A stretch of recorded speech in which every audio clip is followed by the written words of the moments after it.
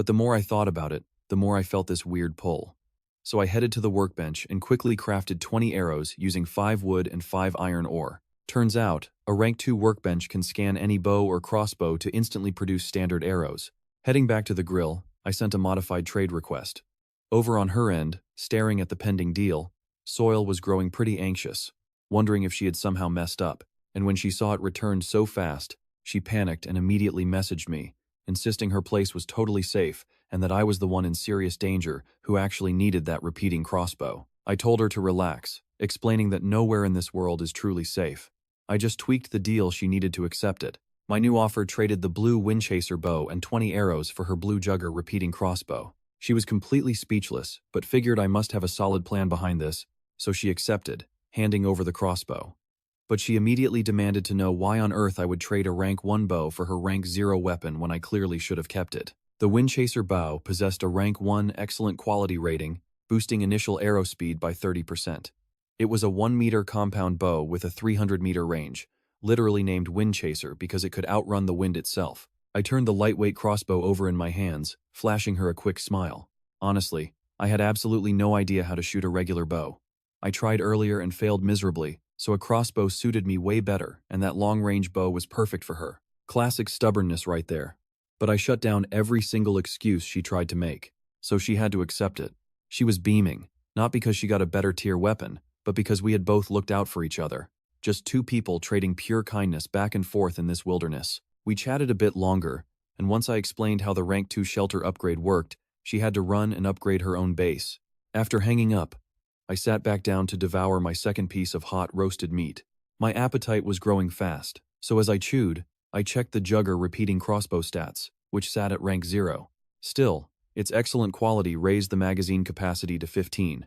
It was a modified single-person weapon, incredibly lightweight yet packs a serious punch, boasting a 20-meter reach and 10-meter maximum power range, with all 15 rounds ready to fire. This thing was perfect for covering my mid-range combat gap, simple to use, and capable of continuous rapid fire. I only wished I could attach a proper scope to it.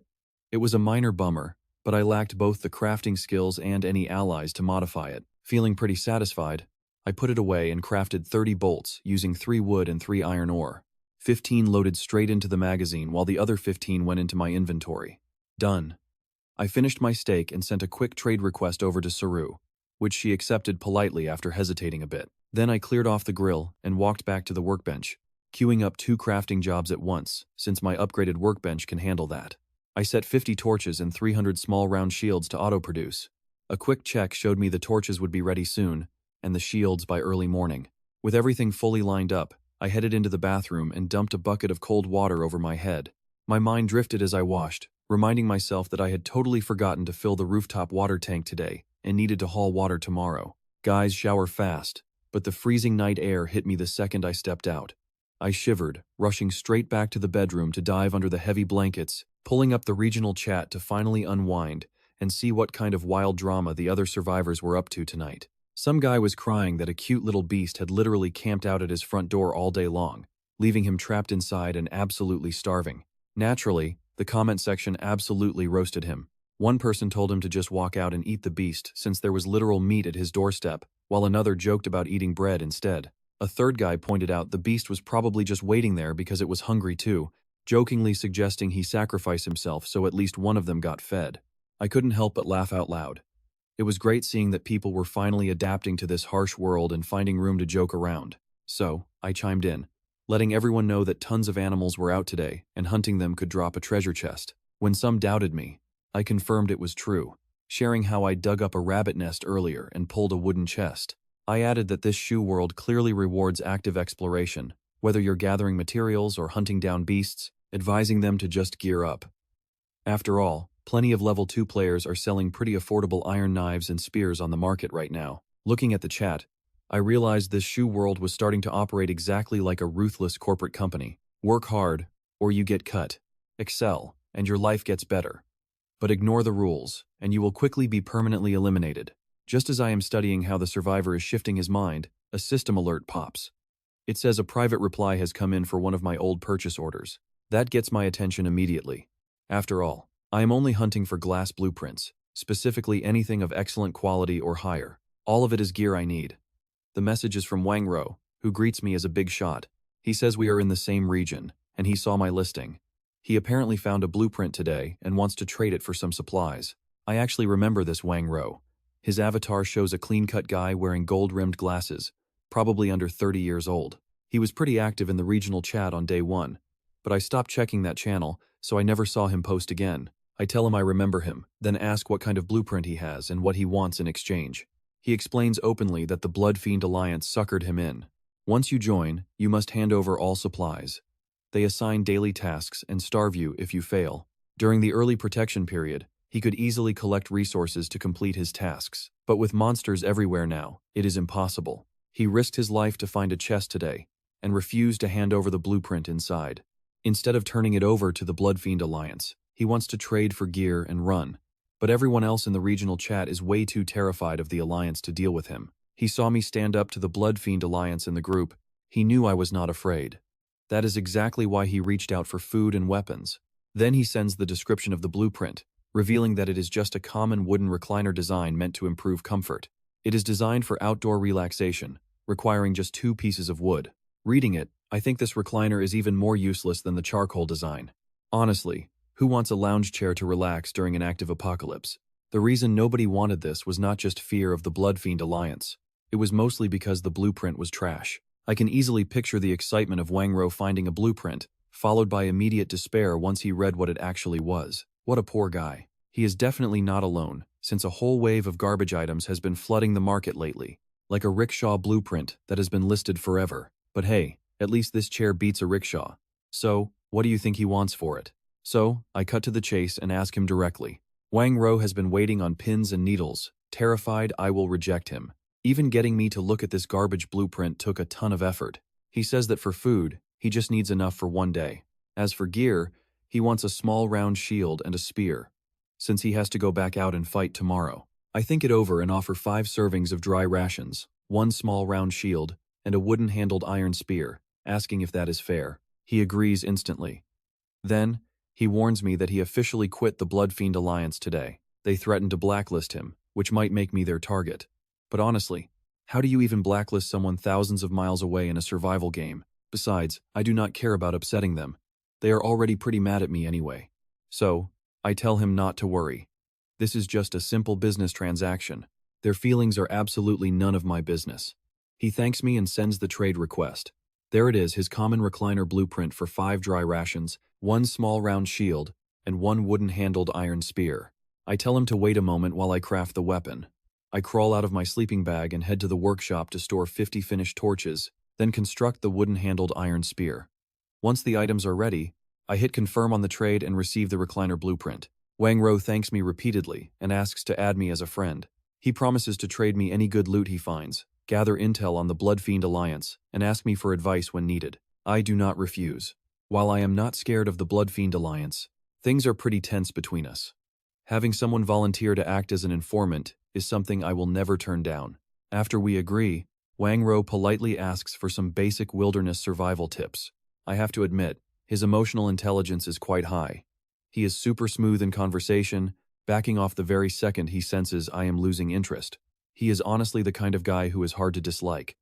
Once we hang up, I look for Wang Jihian, asking him how the Blood Fiend Alliance is doing lately. I stopped keeping up with the main chat, but I want to understand how they operate. Only he and Yu Yang are keeping track of them. Wang Jihian says he does not know all the details, but right now, the Blood Fiend Alliance only recruits internally, but you must hand over all your gear for unified allocation, getting a self-defense tool that they take away if you miss daily tasks. I asked him what this self-defense item actually was, maybe a weapon? He said he was not sure, since everyone signs a tight contract notarized by the survival world. But it is likely not a weapon since those do not have that much pull. Had anyone ever left? He told me barely anyone does without their gear. They simply cannot survive out there. Plus, they are sworn to total secrecy. Hearing that, my heart stirred like I was completely overlooking some pretty massive detail. Yu Yang added that this Blood Fiend Alliance is so mysterious, tons of desperate, starving survivors have already rushed to join. Xiaohuo jumped in, sounding incredibly heated, calling them a straight-up evil cult. He swore he knew that Django guy. He was absolutely furious that those idiots ignored him to trust that scoundrel instead, and they would get what they deserved. Yuok finally told him to calm down. The guy just cannot control his temper. One tiny poke in the chat and he explodes. Piecing it together, I realized Xiaohuo was constantly picking fights with the Blood Fiend Alliance in the main chat, getting wrecked every time but always going back for more. After talking a bit longer without uncovering any real secrets, I finally logged out of the chat. I immediately listed all 50 torches for 3 wood pieces each. Then I leaned back in bed, wanting to draw a card before sleeping. Since my mental energy recovers overnight, using it now made total sense. Sitting up, I pulled up the market with a thought, filtered for blue quality items, and sorted them by price. 4 cheap items caught my eye, perfect test fodder for my furnace. First was an electric toothbrush that hilariously had 0 battery power left, and a strange, worn stone that kept itself quite warm, just like a hand heater. Next, premium black iron wood described as being as tough as metal, perfect for forging weapons. And finally, an ice crystal from the permafrost that absorbs heat to chill a room. The catch was that after a whole day of absorbing heat, it had to sit in freezing cold to recharge before use. I spent 44 iron blocks to grab the toothbrush, 5 warm stones, 9 units of black iron wood, and 6 ice crystals. I rubbed my hands, ready to play the lottery. Let us start pretty small just to warm things up. I summoned my synthesis furnace, tossing in a crossbow bolt alongside 3 blue fangs dropped by leopards and civets as support items. The furnace showed a 70% success rate and a 20% chance of mutation. I locked it in.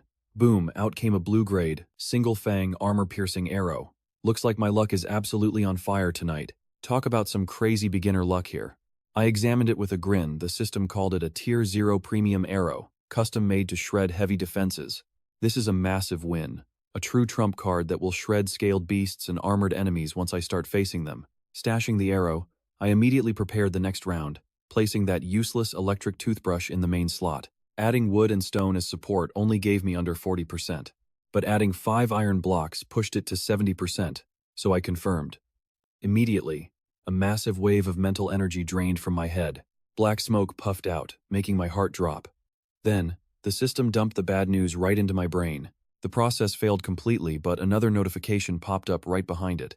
The leftover residue was absorbed, boosting my talent upgrade progress by a tiny 0.1%. As more details loaded, the whole system finally made perfect sense. The collective will of the survival world and Blue Star had fused this synthesis furnace right into my soul as my unique innate talent. Right now, it existed in a weird state, half physical matter, half pure spirit. Since it is my own power, it can level up by devouring spiritual items.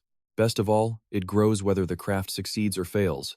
I finally figured out how to level up my innate talent, which is a huge deal. In the chat, survivors agreed that everyone has a completely unique path. Even if 2 people have simple strength buffs, their upgrade methods are completely different. But with my progress bar so incredibly low, I decided not to worry too much about it right now. Instead, I queued up my next experiment to test a pretty wild hunch about this talent. My theory is simple: if the synthesis does not mutate, the result will almost certainly be an upgraded version of the main item. I choose the repeating crossbow as the primary material, adding ice crystal and black ironwood as the supports. After testing out ratio after ratio, I settle on 4 units of ice crystal and 5 of black ironwood to maximize success while keeping mutation low. The furnace screen shows 85% success against 20% mutation. I stare at it nervously, then finally hit confirm. As it rips my mental energy away, my mind goes blank and a massive wave of exhaustion almost knocks me flat. I pinch my thigh hard, using the sudden pain to fight off the heavy sleep. My face contorts in pain, but pure joy immediately breaks through the furnace, flares a bright orange, and the system confirms it is a total success. A beautiful new ice pattern repeating crossbow sits where the old one was. Orange quality, Tier 0. I eagerly pull up its stats. It has a 15-round magazine and a special ice arrow skill, a frozen shot that shears 50% off an enemy's movement speed. The freeze effect can charge up 5 times before requiring a recharge or a sub-zero spell to recover its energy. The system description says an unknown power processed and enchanted this weapon. I pick the crossbow up, turning it over in my hands. Its body is now pitch black, beautifully laced with glowing, deep blue patterns. Talk about a glow-up. The wood is replaced by black ironwood, making it feel solid, heavy, and cool against my skin. With the ice arrow skill, this is a real magic weapon. It proves my theory right. Synthesis upgrades the main item as long as mutation rates stay low. As long as I keep the odds stacked in my favor, I will never have to worry about my weapon mutating into a pillow. I originally wanted to craft one more item to start figuring out the rules of mutation, but just this crossbow drained 2 full points of my mental energy. I am completely spent, way too exhausted to call the furnace back. I will have to save that research for another night. I collapse onto the bed and pass out before my head even hits the pillow. The night goes by quietly. Before dawn, I am out in the courtyard with my tang sword, feeling completely recharged after that deep sleep. The early morning air carries a sharp bite, the first real sign of autumn, and I am still wearing my thin summer gear. I make a mental note to search the trading market tonight for cheap, warm clothes before winter hits. I stretch, get my blood pumping, and start running through the forms of the mystic void blade technique. By the time I finally sheath the sword, I am dripping with sweat, a light mist of steam literally rising from my shoulders. The morning sun peeks through the gaps in the fence, warming my skin and letting my breathing slow to a comfortable rhythm. Feeling the energy coursing through my veins, I retrieve a strange red fruit from my inventory, inspect it, and take a big bite. Sweet juice runs down my chin, the flavor absolutely incredible, far better than any fruit I have ever tasted in my entire life. As soon as I swallow the final bite, a sudden, warm current wells up in my stomach, spreading deep into all my bones. It is the exact same sensation I felt from the energy fruit. I do not waste a second. I jump straight back into practicing the mystic void blade technique, over and over. By the time the warm energy fades, the sun is high overhead. I am completely soaked and starving, my stomach rumbling in absolute protest. The hunger is so intense that I do not even wash the sweat off. I sprint to the kitchen, grab yesterday's leftover roast, and devour it. That barely takes the edge off, so I choke down 2 more packs of dry rations just to reach about 70% full. The more I practice this blade style, the faster my appetite starts to skyrocket, and basic rations are clearly not going to cut it. I need real meat, premium grade, or better. I look over at the cabinet where those 3 premium steaks are sitting. Didn't the chat say eating them could boost your physique? I plan to grill one tonight to find out. Honestly, right now I care way more about filling my stomach than getting a stat buff. Finally fed and rested, I actually have the mental focus to clean myself up. Since my morning practice absolutely drenched my clothes, and they smelled pretty rank, I cannot stand staying dirty, so I decide to list my crafted shields before taking a bath. In the workshop, I put all 300 up for sale. I priced them at 20 wood, 16 stone, 4 iron blocks, or 1 glass each, splitting the massive batch into separate listings of 100, 180, and 20. Next, I quickly craft 5 wooden barrels, slide them into my inventory, throw on my lightweight rattan armor, grab my trusty tang sword, and scale the fence. The trek to the river goes smoothly with no threats. My safe house is quite isolated, surrounded only by some light, thin brush, while the rich southern grasslands and forests are where all the herbivores gather to feed, with dangerous predators tracking close behind them. Reaching the river, I find the entire area bubbling over with vibrant life chi. I spot a few small fish darting through the current here and there, making a mental note to search for a fishing net on the trading channel. I pull a wooden bucket from my inventory and scoop some water, then stand there taking a cold shower since there is not another soul for miles, meaning being totally exposed does not cost me a single thing. Once clean, I pull out the rest of my buckets to fill them up, packing everything back into my inventory before rushing straight home. Back at the shelter, I drop 3 wood on a ladder, climb up, and get onto the roof. Then, I empty the buckets into my rooftop water tank. It takes 4 whole trips to fill it up, and looking at that brimming water makes me feel incredibly satisfied. With water secure, I open up my personal trading channel to review my sales, and a massive wall of information flashes by, mostly purchase requests and completed deals. Every single small round shield completely sold out. Weapons, armor, and food are the absolute hottest commodities around. They get snapped up the instant they go live, so I never even have to sweat finding buyers. My total haul comes out to 2,000 wood, 1,600 stone, 320 iron blocks, and 20 glass. Riding this massive wave, I rush to the workshop to build 450 more shields. I want those high margins. Every single coin counts. I will stockpile resources and push my shelter to level 3 right now. My basic materials are already good to go for the upgrade. The only real issue is I still need 2 blueprints. The resource building blueprint is not a huge deal since other survivors have spotted it, but the altar blueprint is a massive roadblock. Not a single person has ever seen one. Major alliances have posted massive bounties for it on the chat channel, but apparently, absolutely nobody has been able to claim it. Still, there is a good chance someone actually has it, choosing to sit on the blueprint quietly instead of telling the entire world. Shaking off distractions, my immediate focus is still building up my food reserves, especially meat. I clean up, slide out of the gate, and head into the old woods to hunt any small game I can find. Time slips away so fast. As the sun goes down, I walk back toward my shelter with a completely blank expression, climbing inside and finally feeling my incredibly tense nerves begin to relax. My face stays grim. I sit down at the table, empty-handed. It is no wonder meat is so rare. I actually thought people were just hoarding it. But the reality is that wilderness hunting is just brutally hard.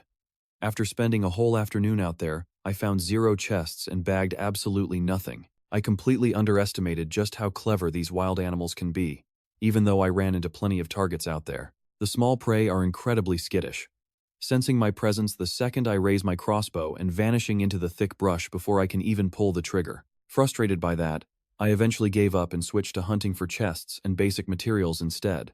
And even then, my luck is completely terrible, failing to find a single chest the entire afternoon.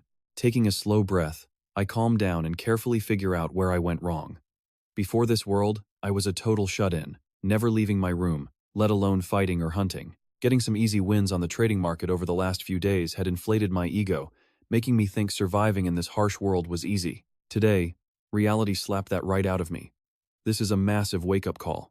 This is cold hard proof that this world is not some simple video game where I can just click a mouse a few times and watch my materials pile up. When you think about it, this failure actually does me a massive favor, forcing me to recognize my limits. Before stepping into the Lord stage, I have to learn to prepare thoroughly for every single raid and expedition. That single habit will quietly save me from some massive, devastating losses down the road. Calmer now, I grab a solid piece of charcoal and start sketching out my thoughts directly onto the living room wall, mapping out all my short-term goals. First on the list is food. I need to stockpile enough rations to survive the upcoming acid rain trial. Second is clothing. The weather is starting to turn cold. My summer gear is already falling to pieces, and I desperately need warm clothes. Sadly, winter clothes on the channel are listed at an absurd 9,999 wood, which feels less like a price tag and more like a polite refusal to sell. Third, water.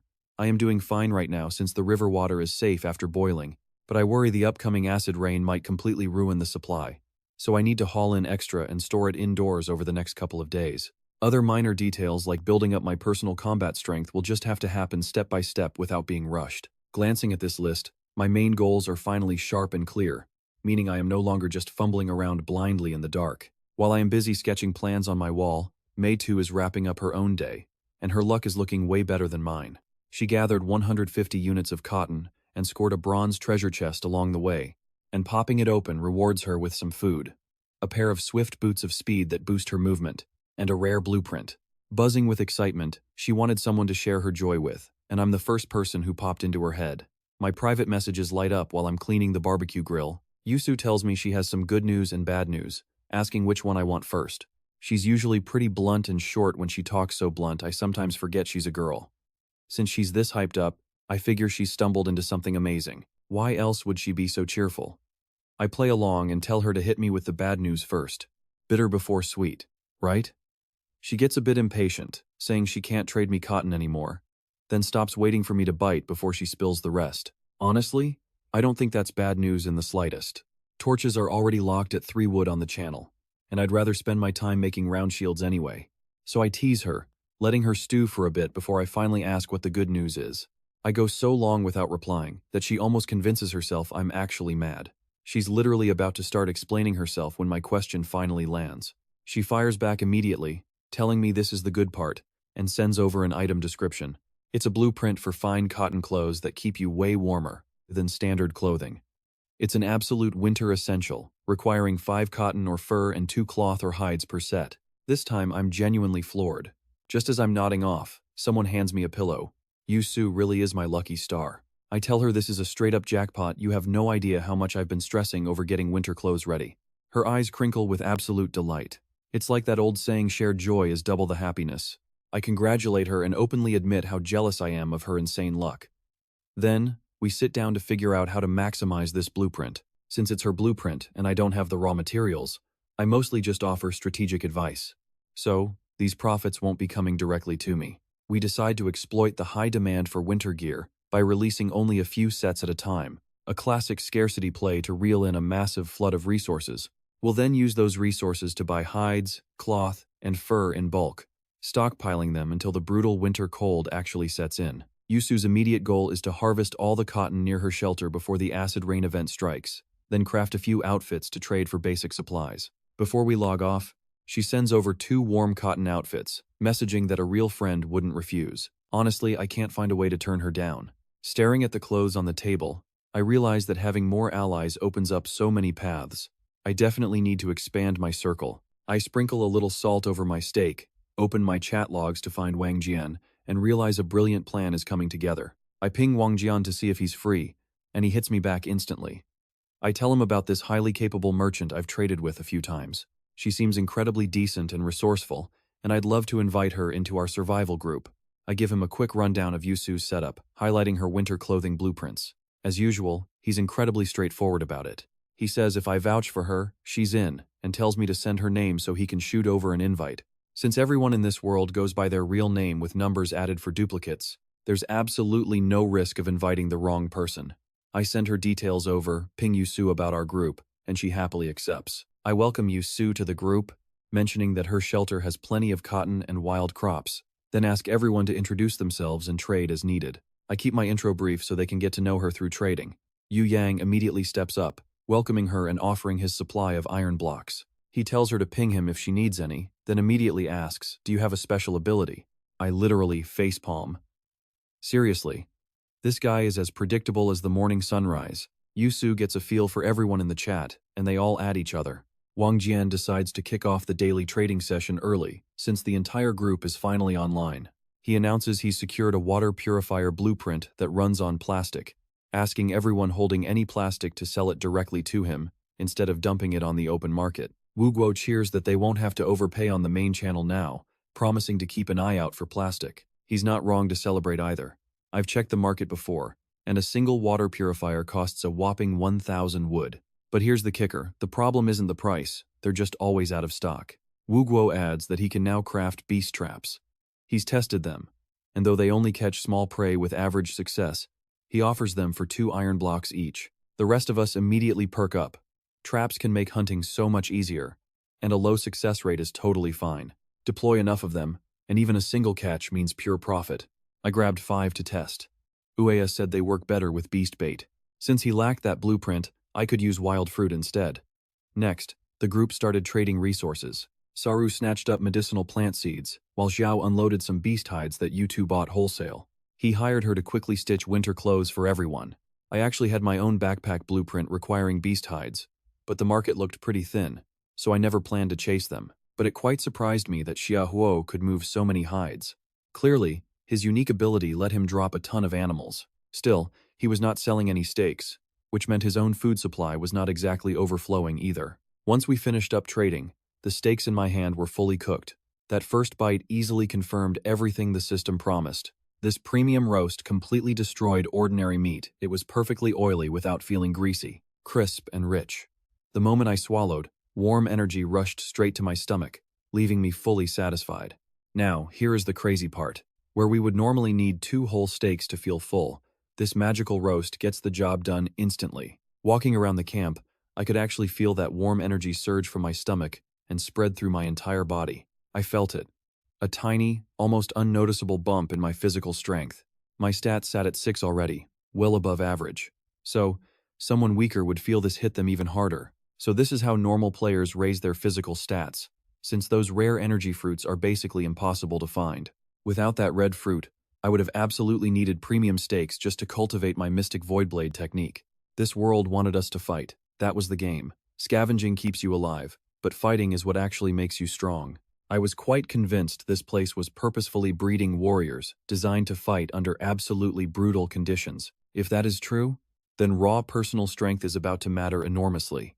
And the weaker players in those survivor alliances?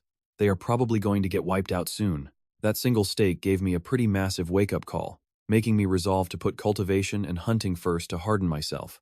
With the coals still hot, I quickly roasted the remaining premium steaks, planning to eat one with every meal. After putting the steaks away, I cleaned up and suddenly remembered my Goo King box should have finished evolving the Bee Queen. I picked up the box, feeling a sudden surge of anticipation, and there she was. The notification showed a rank 1, boss tier horned Bee Queen, boasting lethal paralytic venom and a 60% boost to swarm control. Just imagine a regular bee fighting its way to the top like this, upgrading into an absolute monster of a queen. The system quickly laid out the quality rankings for these wild beasts, starting from ordinary to elite, boss, hero, and lord. The first 4 tiers only get up to 3 attributes, but lord tier beasts have absolutely no limit. Right after that, the box asked me to choose a growth path from 3 distinct roads. First was reconnaissance, focusing heavily on stealth scouting while letting the swarm read my silent mental commands. Combat is self-explanatory, prioritizing massive numbers, lethal venom, and raw size. Logistics focused on honey collection, yielding sweet treats with entirely unique and powerful attributes, where some grant temporary special skills, while others permanently boost your physical stats. Luckily, this choice wasn't permanent, since a level 2 box holds 3 separate queens, each following her own path. Only after locking all 3 would resetting require killing a queen to evolve a new one. Right now, what I desperately needed were scouts to locate hidden resources and wild beasts, so I chose reconnaissance. Since I was flying solo, my search speed was simply too low, and they are not helpless either. They still keep their paralyzing venom, but future growth bends heavily towards stealth exploration. Suddenly, the lid clicked open, and a giant bee the size of a human thumb crawled out. She spotted me. Buzzing right over, she landed on my shoulder, scanning the room wearily. This was our new queen. Staring closely, she was easily 3 times larger than any normal bee. 3 stingers glinted coldly on her tail, far longer than normal, carrying venom potent enough to instantly take down any Tier 0 beast. 1,000 elite bees filled the box behind her, her personal army. Following the system prompt, I reached in and fished a tiny, bead-sized item from the box, which served as the actual controller for the entire swarm. Holding it let me push my thoughts straight to the queen, who instantly relayed them to her massive army, allowing me to vaguely feel exactly what the swarm was thinking in return. I command the queen to lead her swarm in guarding and foraging around my shelter to test the controller. She complies, taking the swarm out for immediate patrol. Tomorrow, we go hunting. I toss the beast swarm controller back into my inventory and notice it is already pretty packed. With so much gear to drag outside, those 10 basic slots are quickly becoming a massive joke. So I decide to dig out the backpack blueprint I found earlier. Hopefully, this buys me some much-needed space until I figure out how to expand my inventory later. No sooner thought than done, I quickly grab the blueprint and the necessary materials. I feed the blueprint into the workbench. It dissolves into a bright white light, revealing the new backpack recipe right at the top of the crafting list. The cost is 1 beast hide and 2 ropes. I have the hides but no rope, so I open the market channel and find a massive list of options. We are talking paracord, metal rope, hemp, cotton, and even polyester. Some are crafted by survivors, like hemp and cotton, while paracord and metal ropes only drop from treasure chests. Hemp is the absolute cheapest at just 1 wood per unit, while metal rope is incredibly expensive. I do not need anything fancy today. Simple cotton or hemp will work perfectly, so I buy 2 units of cotton rope for 8 wood. I am pretty sure the workbench would reject a backpack made of metal cables anyway, so I lay down the cotton rope and the hide. Using the common leopard skin I harvested when novice protection ended, I confirm the synthesis. A minute later, the new bag is ready. It is a leopard print leather backpack, about the size of a school bag. Back on Bluest Star, this genuine leather would be worth a massive fortune. But in this shoe world, stats and attributes are everything. The description calls it crudely made with 2 cubic meters of space, strictly no living creatures, and warns that it does not reduce the weight of your items. Check this out, the moment my stone axe touches the bag's opening, it automatically shrinks right down. So, the bag does not actually have massive space inside. It just holds 2 cubic meters of items by compressing their physical size. 2 cubic meters is the absolute limit.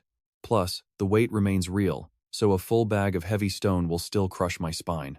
I share the backpack stats with the chat group, and everyone agrees it is incredibly useful for traveling light. It is useless for heavy lumber or stone, but perfect for carrying small gear to free up vital inventory slots. The moment they hear I can craft these, orders start flooding in because absolutely everyone is running out of space. I agree to help them without charging any extra fees, they just have to provide their own crafting materials. Their excitement actually changes my mind a bit. The bag is way more useful than I thought, though I will not mass produce it just yet. The main ingredient is beast hide, and I have 0 stock. I am definitely not grinding the trade channel for mats. Besides, my small round shields are still printing money like crazy. There is absolutely no reason to pivot my business now. I totally misjudged the bag. So, I throw yesterday's reclining chair blueprint into the workbench instead, spending 2 quick units of wood to build one. Out pops a solid reddish-brown wooden recliner. It looks identical to the ones from Bluest Star, with 0 special stats on its panel. I drag it into the living room, lay right back, and open up the chat.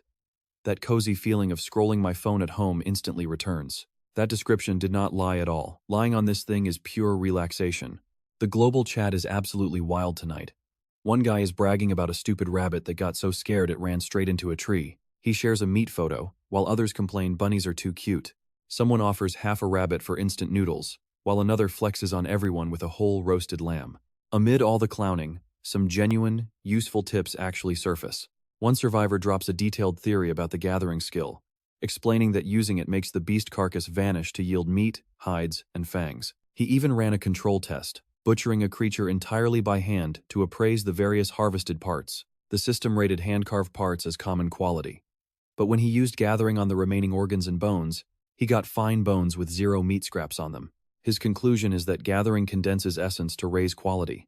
If you just want raw food volume, you should butcher manually for a higher yield. But if you want those elite crafting materials, you must use the system skill.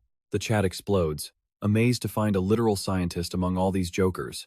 Once Jiang steps in to thank him, calling it incredibly useful for the countless survivors starving out here, the entire comment section floods with waves of gratitude. I let out a soft sigh. This shoe world really blurs the line between game and reality, and I had always just gathered blindly without ever testing it. Still, it was useless to me. I had already decided on fine cuts first. I trusted my gut here. This place needed warriors. After scrolling the channel a bit longer and finding nothing interesting, I shut it down. I got up. Heading to the warehouse for synthesis materials was just my bedtime routine now. Hoping for a good pull tonight, I started with a quick warm-up to heat the furnace. A crossbow bolt served as the core item, with a warm stone as support. I wanted a burning arrow. Testing ratios, I realized that adding wood and coal as support gave the absolute best success rate. The mutation rate was incredibly high though, probably because the bolt and stone were completely opposite in nature. High risk just made this blind box more fun. Summoning the furnace, I fed it 1 crossbow bolt as the core, plus 5 wood, 1 warm stone, and 1 coal as support. The preview showed 80% success against 60% mutation. Those odds were completely lopsided, but I confirmed anyway, wondering if something useful might actually pop out of this. Mental energy flowed in, lighting the furnace with a soft blue glow. As it faded, a redstone-like object dropped into my hand. Checking the stats. A tier 0 fine quality explosive stone. Blast radius boosted 50%. The screen described it as a high-intensity energy stone that detonated instantly on impact.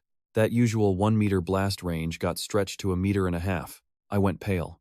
I quickly shoved it away. The second I read the words, extremely prone to exploding, I almost panicked and threw it across the room. Seeing it sit there quietly, I exhaled. The excitement rushed back. Isn't this basically a Xuanhuan-styled grenade? I wanted to test this again. Pulling out an identical set of materials, I hit confirm without any hesitation. A blue flash. Success again. Another red stone. It rolled onto the table. I didn't touch it, opting to check its stats from a distance. An added exorcism +1 effect. It would detonate on impact, releasing a dazzling burst of blinding light, a flashbang. But what did exorcism mean? Did ghosts actually exist in this shoe world? Imagine actual ghosts here that is enough to send a cold shiver down my spine. I muttered to myself to keep believing in science and materialism. That exorcism description better not mean what people usually meant by it. But with transmigration already real, ghosts were not exactly impossible. I stored the burst flash stone, pulling out my usual Retan armor. Time for defense. My weapons were fine, but defense was lacking. Just Retan armor and a serpent skin shield. That common shield would definitely fail eventually. Upgrading this Retan armor through synthesis would make hunting a lot safer. Setting it as the main item, I added 2 pieces of black iron wood and 2 iron blocks for defense. I threw in 3 warm stones, hoping for a heating property. The preview showed a solid 75% success rate. Going all wood would raise it to 95, but barely improve the armor. A minor upgrade was pointless. I wanted to gamble. It showed 75% success against 40% mutation. I clicked confirm, pouring in my energy. The furnace started drawing on me. After so many synthesis, I knew the drill. The mental cost matched the item's quality. Fine grade or lower costed just 1 point, and rare costed 2. I had not seen anything higher yet. It only pulled a single point, making me wonder if it would turn out common or fine. The blue light flashed. I breathed easier. It was fine grade, not bad. But once the light died, the item on the table left me completely lost. It looked like a faintly glowing, blood-red oval gem. Genuinely, it looked beautiful. No way I was touching it. My luck today had been incredibly weird, so I took 0 chances. Every craft was a surprise, but with 2 successes behind me, I calmly checked its details. A rank 1, fine quality fire poison thorn vine seed with a 30% growth speed bonus. The screen called it a rare transcendent plant seed, instructing me to drip blood on it to claim ownership first. I picked it up. It felt warm in my hand, completely crystal clear. More of a red gem than a seed. Did transcendent plants have superpowers? Were they legendary spirit plants? Staring at it gave me absolutely 0 answers. Somehow, my Retan armor had turned into a seed. Instead of reinforcing my gear, I was now a piece short. I scratched my head, but I could not complain. This seed was clearly precious, and I could easily trade Songaru for new Retan armor tomorrow. I decided to keep going, this time using a useless raincoat as the base, plus lynx hide and 2 black iron wood, with 2 ice crystals as extras, hoping to synthesize some clothing-type armor. The panel showed a 70% success rate against a 50% chance of mutation. I figured a coin flip mutation was fine, since losing these materials was nothing as long as I got a success. Any success was pure profit. I hesitated a beat, then confirmed. I stayed calm, not expecting much given how random the materials were and how high mutation odds ran. As the blue light faded, a fresh set of clothes appeared on the table. I checked them out curiously, a cat pattern combat suit, tier 0, fine quality. The main attribute was water repellent, with the panel cheerfully calling it a trendy combat suit. Its spotted cat pattern made it a fashion favorite, a bit of a pity about that attribute.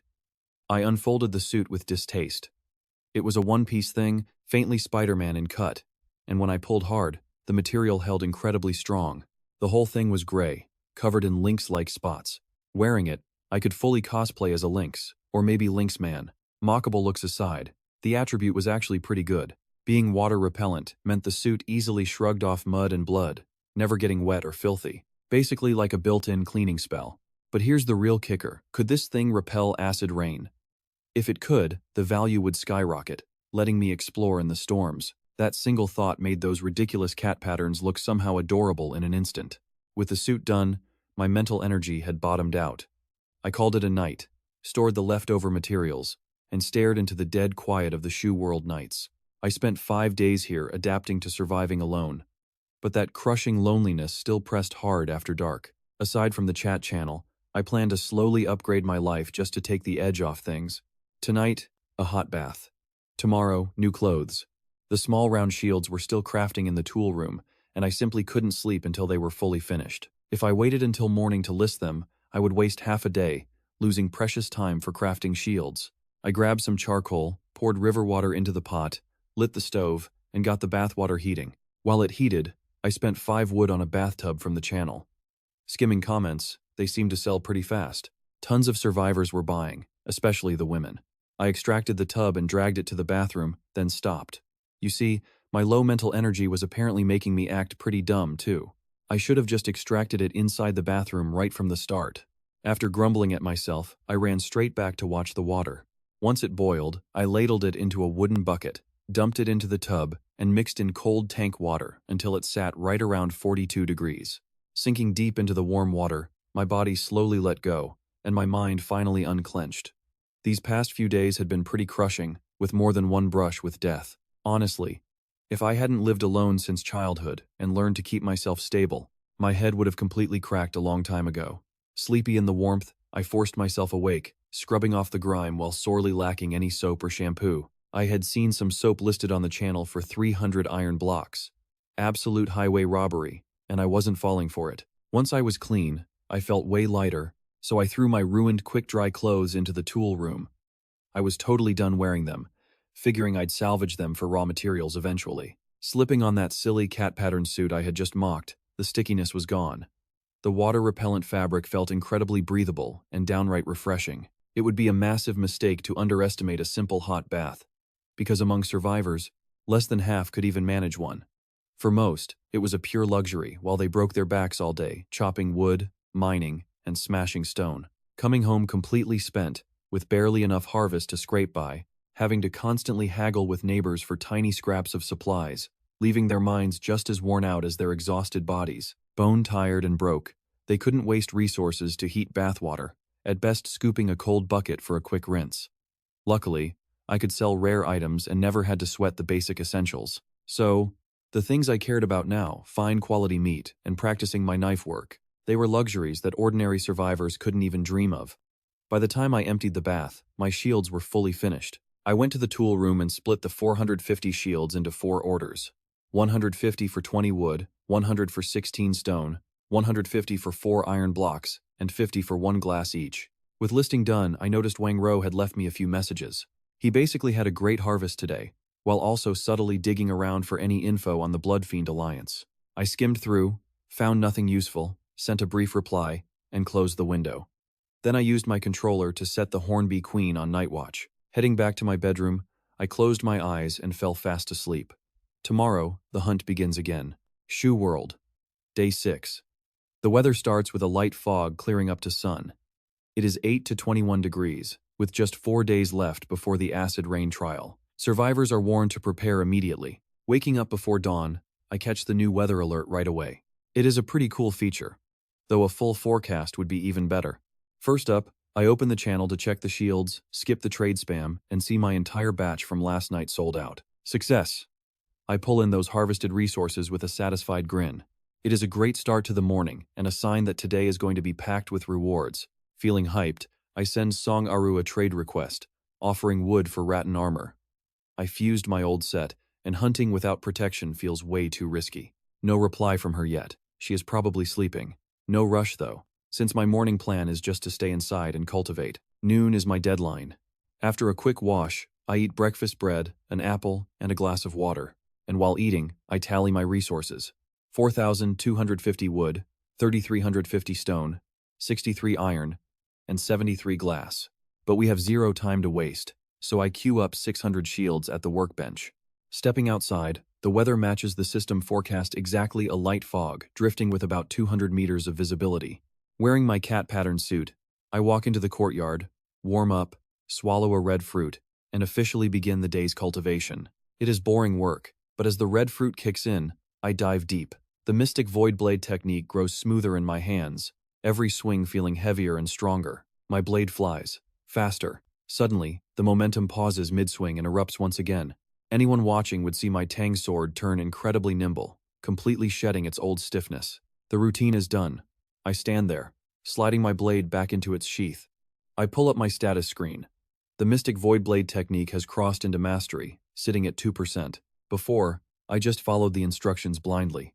Now, I can naturally reshape the moves, adjusting the angle and force to perfectly suit my body. The red fruit's warmth still burns. I don't stop practicing just because my skill upgraded. I push forward until every drop of energy is absorbed, and sudden hunger and fatigue hit me. By then, it is almost noon. The fog is gone. Just warm, comfortable sunlight washing over me. If I were not fighting to survive, I would gladly pull out a lounge chair for a quick nap. Back in the kitchen, I reheat yesterday's premium steak and make some instant braised beef noodles. A big breakthrough definitely deserves a feast. While enjoying my steak, I pull out that fire-poisoned thorn vine seed from yesterday. I need a good spot in the yard to plant it, but I have no idea how long it takes to grow. Having never seen a transcendent seed, let alone planted one, there are 0 instructions. I mumble to myself, wondering if I should just bury it in the dirt like a regular seed. Who knows if transcendent plants need special care, but I do remember one critical detail: dripping blood on it to claim ownership. So, I press my finger against the Tang sword's sharp edge, letting a single drop of blood drip onto the seed. The second the blood is absorbed, I gasp as a strange bond suddenly forms. I can actually feel its basic needs. It wants to be planted in the dirt, and it is incredibly thirsty. Now we finally know why the system skipped the instructions. These plants can actually communicate their feelings to you. I have heard of plants sensing human feelings, but never one that could actually express its own. This is basically telepathy. Without wasting time, I dig a small, 5-centimeter hole right next to the fence gate, drop the seed in, cover it up, and water it until a wave of pure satisfaction radiates from the vine. From my understanding, it is super easy to grow. 2 or 3 days to sprout, needing absolutely nothing but moist soil. The day is slipping away, so with the planting done, I gear up to go harvest some resources. I slip on the brand new rattan armor I just got from Song Aru. I slide the Goo King box into my pack since it can still raise 2 more queens. My plan is to look for wild bees on the way. Jumping over the fence, I head east toward the river, intending to search south this time. Wild beasts are always near water, coming down to grab a drink. I pull out the controller and order the queen on my shoulder to send her swarm ahead. They need to find beasts and report back instantly, since they probably cannot spot treasure chests. But tracking down animals is easy enough. Receiving the order, she draws a figure 8 in front of me like a salute, then splits her swarm into 2 groups. The larger group flies off to hunt for game and resources, while the smaller pack circles close to protect the 2 of us. I barely start walking south along the river when several horned bees return and hover right in front of me, flying in the same direction repeatedly to point towards something. Got results already? Grinning, I follow them quickly, and just a short distance away, I spot a swarm gathered around something they've completely surrounded. What kind of beast is that tiny? Looking at the small circle the bees made, I figure it's probably a false alarm, which is normal for their first job. But when I reach them and spot the creature trembling in the bee's grasp, it's a fluffy, fist-sized ball of pure white fur, turning out to be a little white beast. Well, compared to the tiny horned bees, this thing technically counts as a giant monster. Left totally speechless, I step forward anyway, wave the swarm back, and gently pinch the tiny creature up between my thumb and index finger. I place it on my palm, but as I lean in to study it, the creature suddenly flops onto its back like it's scared to death. Dead already? What a coward. Let's see if a sting wakes it up. I reach out to summon a few bees for some quick acupuncture, and the little wight immediately jolts, flips over, and trembles in pure terror. The tiny thing is definitely faking. I can't help laughing at this sudden resurrection since the little guy is clearly smart and pretty funny. You've got to see this. Its stats show it's a mutated Tier 0 elite, with a rare attribute, good luck. The system panel says it's a pet with extraordinary luck, whose ancient bloodline is beginning to awaken under the Shu World's rules. An elite monster, no less. I stare at it, completely stunned, thinking this might be the most useless elite I'll ever see. But the good luck attribute is genuinely rare, and I really want to know if it can pass that luck to its owner, because I wouldn't say no to a little extra luck myself. I force my face into what I hope is a friendly smile, telling the tiny creature that finding it means we're destined to be together. Surviving in this broken world is hard, but from now on, it will follow me, and I'll protect it as its master. Since it's completely white, I'll name it Little White. Whether it understands, I can't really say. Probably not, because the moment it sees my bared white teeth, it faints clean away from pure terror. Honestly, I'm pretty speechless given how nice I'm trying to be. I tuck it safely into the pocket of my combat suit, since there's no time now we can build our relationship later. Just then, several horned bees return, having found something else, and I follow them north for about a kilometer until I spot my prey in the distance. This time, it's something big, 3 adult zebras by the river, about 200 meters off. 2 of them have their backs to me while drinking, while the third stands guard facing away from the water. Since I'm to their northwest and dropped flat immediately, they haven't spotted me yet. But the moment I stand up and approach, it's only a matter of time. I can't close the gap right now. Any sudden movement will completely give me away. The entire area is wide open grassland with a clear line of sight, so standing up will get me spotted instantly, while crawling will rustle the grass and alert the sentry. Plus, I can't outrun a zebra anyway. A direct charge is completely out. The distance is way past my ice pattern repeating crossbow's effective range, so I have to find another way to close it. Just as I'm racking my brain, I look down at my shoulder and a brilliant plan hits me. I grab the controller and order the queen to fly wide around the zebras, using the swarm to drive them right toward me. Her tiny head nods, understanding my command, and she lifts off my shoulder to lead the swarm around to the north of the zebras. From a distance, I watch the swarm reach their position. The zebras barely react, since the bees are tiny and they aren't afraid of a few bugs. Once the swarm is in place, I focus on the controller and send them charging straight at the zebra drinking by the water. As they close in, the zebra jerks its head up, stares at the oncoming swarm, and begins backing away in confusion, but the bees only speed up, aiming straight for its face as several land near its nose and plunge their stingers in without hesitation. My swarm, raised inside the Goo King bee box, is far superior to ordinary horned bees in both venom potency and stinger hardness, and the stings hit the zebra with excruciating pain. It rears up in rage, hooves kicking wild, and bolts away from the swarm straight toward me. Those other 2 uneasily fall in right behind their leader and run. The queen guides the swarm into a perfect arc, boxing the panicked beasts on 3 sides, and leaving the 4th open to herd them straight toward me. The terrified beasts run incredibly fast, crossing into my crossbow's effective range within mere seconds, and I calmly watch them approach, ready to trigger the built-in ice arrow. A deep blue light spills off the weapon as I raise it with a cold, focused stare. I aim straight at the two healthy zebras out front and pull the trigger, quickly reloading with my offhand and firing again. Two arrows trailing a freezing blue chill fly out, striking the leading pair simultaneously. Frost flashes across their hides as the icy arrows abruptly stall their desperate sprint. Their limbs were totally frozen, stiff, and their speed was completely shot. I stood up quick and just kept pulling the trigger, burying arrows right into their skulls. The lead zebra took a bunch of hits, its legs buckling until it crashed to its knees. The second collapsed right behind it with a head full of arrows, landing just 10 meters away. Leaders dealt with. I turned to the last terrified target, still covered in buzzing bees. Panic completely ruined its sense of direction as that paralyzing venom kicked in, making its movements incredibly stiff and awkward. Moving in closer, I waved off the swarm, fired 2 final shots to empty my magazine into the poor creature, and finally ended its terror. What a haul. 3 adult zebras down with almost zero effort on my part. Cost? Just a few cheap arrows. Staring at the beast, the power of this swarm blew me away. The victory was basically all thanks to them. Only issue? Their numbers are thin. I have to send the queen to recruit. She could head into the forest, lure wild hornets back to the hive, and train them up. This easy victory made me realize I need to grow this army fast, especially since that last fight cost me over 10 scout bees. Without fresh bodies, the queen would basically have nobody to lead. Next, I used my gathering skill on the 3 zebras, pulling 24 blue steaks, 3 blue hides, and 3 blue bones. Bones? What are these for, soup? I took one out to look. It was literally just a bone. No meat, no blood, smooth and shiny. I packed the materials away, stashed the steaks. Then I grabbed the dropped wooden chest and popped it open. Inside, I found a pair of cotton pajamas, a saddle with a rain cover, and a bottle of vitamins. The pajamas weighed about 2 kilograms and felt high quality. It was a gray 2-piece set, tailored perfectly to my size. Nice of the system to actually give me clothes that fit just right. Cotton pajamas are basically gold now. The shelter gets pretty chilly at night, and with winter creeping into this world, the prices for warm gear are absolutely skyrocketing as people panic. I packed the pajamas and grabbed the bottle of 100 vitamins.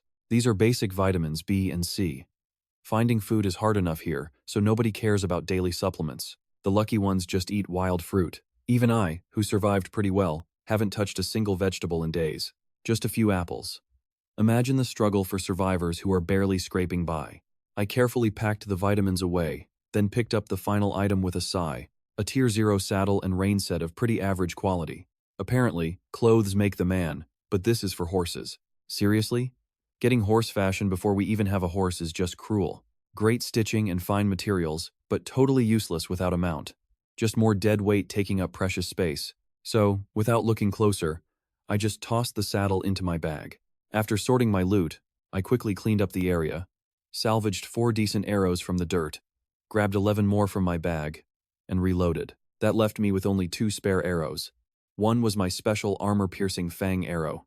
Man, I was running dangerously low and needed to craft more back at shelter. Once everything was cleared, I sent the bees back out to scout. It was still pretty early, and I had plenty of stamina left. But an hour later, they found absolutely nothing. So, after thinking it over, I sent them toward the dense thicket to the east. While searching, I noticed lots of animal tracks. Wherever the bird and rabbit footprints clustered, I laid down my 5 beast traps. Honestly, I don't know the first thing about trapping.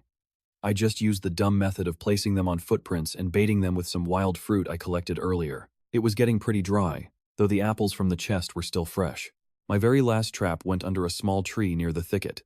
I backed away to clear my tracks. Just as I went to rest, some hornets buzzed over. Talk about a double jackpot. The bees came dancing back, revealing they had found 2 locations at the exact same time.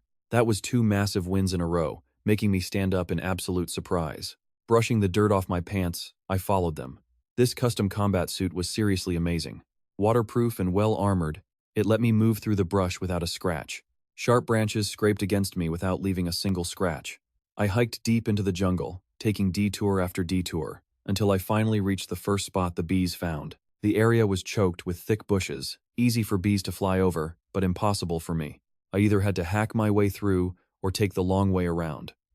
After half a day of trekking, I finally saw it. It's a massive beehive, easily half a meter wide, with endless swarms buzzing in and out. I can't help but grin since this wild swarm is absolutely perfect for my second queen. My system panel labels them as Tier 0, ordinary mutated Chinese honeybees. They're incredibly hardworking, with a mutated queen that boosts their nesting speed, collection time, and honey quality. A perfect support species, and honestly, we really need them on our side right now. Watching from afar, I drop my pack, grab the box, and toss in those 500 grams of honey I saved as bait. I secure my combat suit's cuffs and legs tight, praying their stingers can't actually get through. With my own swarm shielding me, I creep close to plant the box. Instantly, the wild bees spot me, treating me like public enemy number one as they charge right at my face. No backing down, now I just run faster, march straight in, drop the box, spark its lure with my mental energy, and sprint away. Just as expected, their tiny stingers can't breach the suit. With my own swarm guarding my head, most attackers get wiped out before they can even touch me. Their raw strength is nothing compared to my elite hornbees. I escape with only 2 stinging bumps on my hand. Luckily, they're not venomous, but man, do they burn. I just hiss in pain. From a safe distance, I watch the magic box work. The wild bees are completely helpless against the bait, stumbling inside like total drunks heading for a free bar. The box acts like a bottomless pit, sucking them in endlessly. Even bees heading home with cargo turn right around and dive straight into my trap. I wait a full half hour until almost every single bee outside has funneled into my box. With virtually nothing left flying around outside, I jump into action, using my controller to order my queen to invade their nest and execute their leader. My horned bees are primed, and the rank 1 queen leads 1,000 elites straight inside. Moments later, they march back out carrying a plump, white grub, the honeybee queen, captured alive. Seeing their captured leader, the remaining honeybees explode from the hive like an angry, boiling wave, desperate to rescue her. I immediately command my swarm to head for the box and execute the rival queen right in front of them. With their queen dead, the chasing swarm suddenly loses all hope, scattering in complete chaos before getting sucked right into the box. With the job done, I stroll over to find nearly 100,000 bees packed densely inside. As the rearing mode activates, I use my gathering skill on the giant nest, scoring 12 caddies of blue honey, 1 caddy of royal jelly, and 300 eggs. 3 top-tier excellent quality items. Checking them over, the Tier 0 honey actually nourishes my mental energy. The system says eating this sweet honey long-term will permanently boost my focus and perception. A permanent stat booster? Yes, please. You know how incredibly rare these things actually are. Since my entire build relies on mental power, the stronger my mind gets, the more broken my synthesis skill becomes. Next, the royal jelly. It has a 30% chance to permanently upgrade a swarm, and the system literally describes it as delicious. I've heard of this stuff before. An old buddy of mine used to swear by it for boosting recovery, though he was actually chasing some folk rumor about boosting his manhood, which kept him hunting wild jelly constantly. I definitely don't need any manhood boosts, so I'll be feeding my entire batch directly to the queen. Our swarm is invaluable, and the queen's battle strength is absolutely terrifying. Her sting can instantly drop almost any rank 0 beast, but she only has 3, so I hate wasting them. At my next stop, I find a 200-meter clearing covered in massive snake tracks. Completely barren ground, save for some dry weeds and a massive coiled snake resting in the center with a fat, bulging belly. Its body is patterned white and green, covered in palm-sized metallic scales that shimmer coldly under the light. Coiled up, it's hard to measure, but it's easily over 10 meters long with a giant head. I quickly hide in the thick brush and inspect it from afar. This is a mutated python, a Tier 0 boss with a 50% boost to its wrapping power, armed with a snake dash skill that lets it leap forward to swallow prey whole. The system identifies it as a jungle overlord and deadly hunter, almost at rank 1, boasting insane speed that completely defies its massive size. I stand 0 chance against this monster. You can bet my heart is hammering just looking at its stats. Honestly, this beast is way out of my league. Forget the skill with scales like that. My crossbow bolts would barely scratch the surface of its hide. If I can't pierce its defense, I am practically just tickling it. I back away slowly, preparing to run from this death trap. But as I turn, I don't see the python's cold eyes shifting to lock right onto the exact spot where I was just crouching. I slip back 200 meters before opening into a full sprint, because even that far doesn't feel safe. After running a kilometer, I catch my breath and send out the swarm to locate an exit and hunt for resources while I rest up. This wait is much longer, taking a whole hour before my swarm returns, since we are so deep in the woods. Using the controller, I see they've mapped out a safe path and even found a resource node. I just hope it's not another boss. I'm still shaken, and these bees only recognize a resource point, not the deadly monsters guarding it. Spotting danger is up to me, but I head out anyway since it's the quickest route home. Plus, the odds of encountering 2 overlord beasts right next to each other are pretty slim. 10 minutes later, the swarm guides me to a small 3-meter tree, where a scout bee circles the canopy to pinpoint the exact location. I look up to find nothing but a simple bird's nest. Honestly, I'm a bit disappointed, thinking it only holds a couple of eggs. Still, I shimmy up carefully, making sure not to tip the tree. The nest is on a branch 3 meters high, but the weak wood stops me around 2 meters, so I stretch up and peer inside. And check this out, there are eggs, but also a wooden treasure chest. Seriously, who on earth would think to look up here? I grab the 3 eggs, slide down quickly without opening the chest, pack them away, and order the swarm to keep moving forward. 20 minutes later, I finally break out of the thick canopy and check the sun, guessing it's around 4 p.m. With barely an hour of daylight left, I speed up toward my shelter, though it's already pitch black by the time I see it through the fog. Once inside, I set the chest down right at the base of my arrow tower, which offers an 8 square meter area perfect for the swarm. I command the queen to send them foraging and guard the perimeter, handing her 300 eggs to boost our numbers. Back inside the stone house, I don't even stop to rest, spending 2 wood to buy a wooden cage off the trade channel and transferring Little White from my pocket into his new cell. I tell the little guy that this is his new home and I'll find him food. He's been awake for a while, desperately trying to bite through my mountain cat armor. But that fabric is way too tough. And after getting bounced around in my pocket all afternoon, the poor little mouse is looking practically half dead. I grab a clean wooden bowl from the kitchen, fill it halfway with water, and mix in a few drops of that high-quality honey.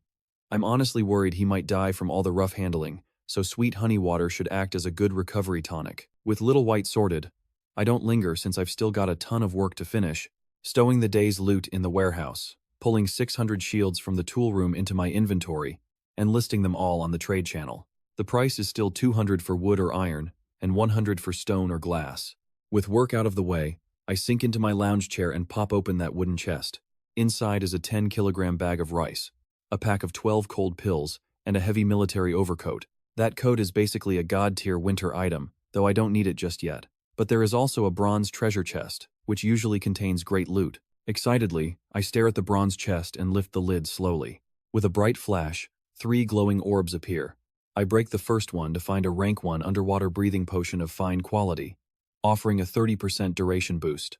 The stats show that once consumed, the user can breathe easily underwater for 20 minutes. I'm pretty familiar with these utility potions from video games, so after thinking about it, I stash it in the warehouse. I won't need it anytime soon and have 0 plans to check out the river. Next, I shatter the second orb to reveal a bright emerald liquid, discovering a tier 0, fine quality plant growth fluid with a 30% boost to its effectiveness, designed by a legendary master alchemist to accelerate herb farming, cutting the growth cycle of any sub-rank 1 plant in half. Though the creator quickly realized that force-growing crops this way ended up costing way more than just buying the herbs outright. It works on plants below rank 1, perfect for my fire poison thorn vine. This thing will slash the growth time by 80%. Since it came at the perfect moment, I ignore the last orb. I grab the potion instead, sprint over to the fire poison thorn vine, gently clear the soil, and drip a single drop onto the seed. Now watch this, the tiny seed drinks that drop right up. Right away, a strange signal flashes through our sensory link. The seed is barely conscious, only feeling that I want it to grow, and the weak signal confirms the fluid works. Relieved, I feel the vine begging for more, so I slowly pour the whole bottle onto the seed. It explodes in dazzling blue light, sprouting and surging forward as if time itself just fast-forwarded. Thick vines shoot out, wrapping around the fence and creeping slowly along the wood on their own. I instantly feel a wave of regret, wondering if emptying the entire bottle at once was too much for it. Even spamming my detection skill only tells me that it is still growing. I focus my mind to read its actual emotions, and what comes back is pure excitement and joy. Finally, I can breathe easy again. The plant is doing great. There are no issues at all. I stop worrying and head inside, since the system says this takes a while. Inside, I spot the leftover orb on the table. Right, I completely forgot to open this thing. I walk over and crush the orb, revealing a common blueprint for toilet paper. It only costs 1 wood material to make. You just know this toilet paper is gold. It is humble but incredibly useful, because anyone who has been stuck in the wild without paper knows that absolute nightmare. I load the blueprint into the workbench to craft 10 rolls, planning to give them to Yu Yang and the others for feedback. Gifting toilet paper to survivors is a genius move. Plus, the group chat is already super active. Yu Yang and Xiao Ho are arguing about something. I quickly realize Xiao Ho used his abilities to hunt a mutated crocodile, and now he is flexing while Yu Yang is dying of envy. Poor Yu Yang has zero abilities, no cultivation methods, and no combat arts whatsoever. He relies purely on expensive bows and beast traps for defense, with no way to go on the attack, just like most regular survivors. Seeing them chat, I jump in. I ask if anyone wants a rare item, and Yu Yang immediately bites, eagerly asking what it is, hoping it boosts his stats, since he desperately needs a way to get stronger. Mining iron all day while watching other users hunt has left him feeling completely defenseless. To compensate, he buys overpriced gourmet steaks just to nudge his raw stats up. Xiaoho chimes in, telling me to just post it. He knows if I call it good, it is definitely top tier, since he hunts daily, pulls in great loot, and has finally started looking like a seasoned survivor. Without wasting time, I share the toilet paper description straight to the group, asking if they think it will sell. Yu Yang is disappointed it is not gear, but Wang Jihun suddenly pops up, clearly lurking, because he immediately claims the market will be massive and demands 10 rolls right now, having come from a wealthy family and lived in luxury his entire life. While he adapted fast to survive, he secretly hated this rough lifestyle. The simple mention of real toilet paper completely broke him. Xiaoho yells that gear is nothing compared to toilet paper. He wants some too. He desperately needs it, and Yueok chimes in to request some too. The two girls in our chat stay silent, but secretly slide into my direct messages out of embarrassment. I knew toilet paper would sell, but this hype is unreal. Honestly, it makes sense. Everyone in our group is doing well and has moved past basic survival to chase real comfort. I give everyone 10 rolls at base cost as a group perk. Then we start our daily material exchange. My first move is asking Ugo if he has 100 units of coal on hand. He says 100 is easy, offering a rate of 1 coal for 4 wood, and tells me to send the trade. That is a huge discount, since coal usually runs 5 to 6 wood on the market. A single coal burns for 6 hours compared to wood's one, so I accept the deal instantly. I finalize the transaction to secure my coal. Seeing us finish our trade, Wang Jian speaks up with an offer. He announced he just crafted a batch of water purifiers to sell when the acid rain hits in a few days, but anyone needing one right now can trade 80 wood for it. Naturally, the whole group jumped on it, including me, because acid rain or not, clean water is a must, so I sent my trade offer immediately. The purifier arrived as a 1-meter-tall rectangular tower, where you pour water into the top, with a wooden bucket at the bottom to catch it and a little middle slot for charcoal. The system description says it filters basic impurities but runs way better if you add charcoal. The charcoal requirement surprised me at first, but it makes sense since charcoal is a natural filter. I set up the machine in my kitchen, dumped in a barrel of river water to test it out, and let the group chat keep buzzing. Next, Saru announced she scored a brand new shelter facility today, a nursery where she can grow herbs or crops, asking if anyone had extra seeds to trade while sharing the stats. It is an excellent tier nursery with 20 cubic meters of planting space that cuts growth times by 30%. Oh man, I cannot tell you how much I want this thing. A resource building is the exact missing key to reach level 3. Since I'm still missing both a resource building and the core altar, I watched as Saru added that she brewed some antidote, but running low on herbs, she can only trade 1 bottle to each person, asking for 150 stone a bottle. Then she posted the description for the antidote.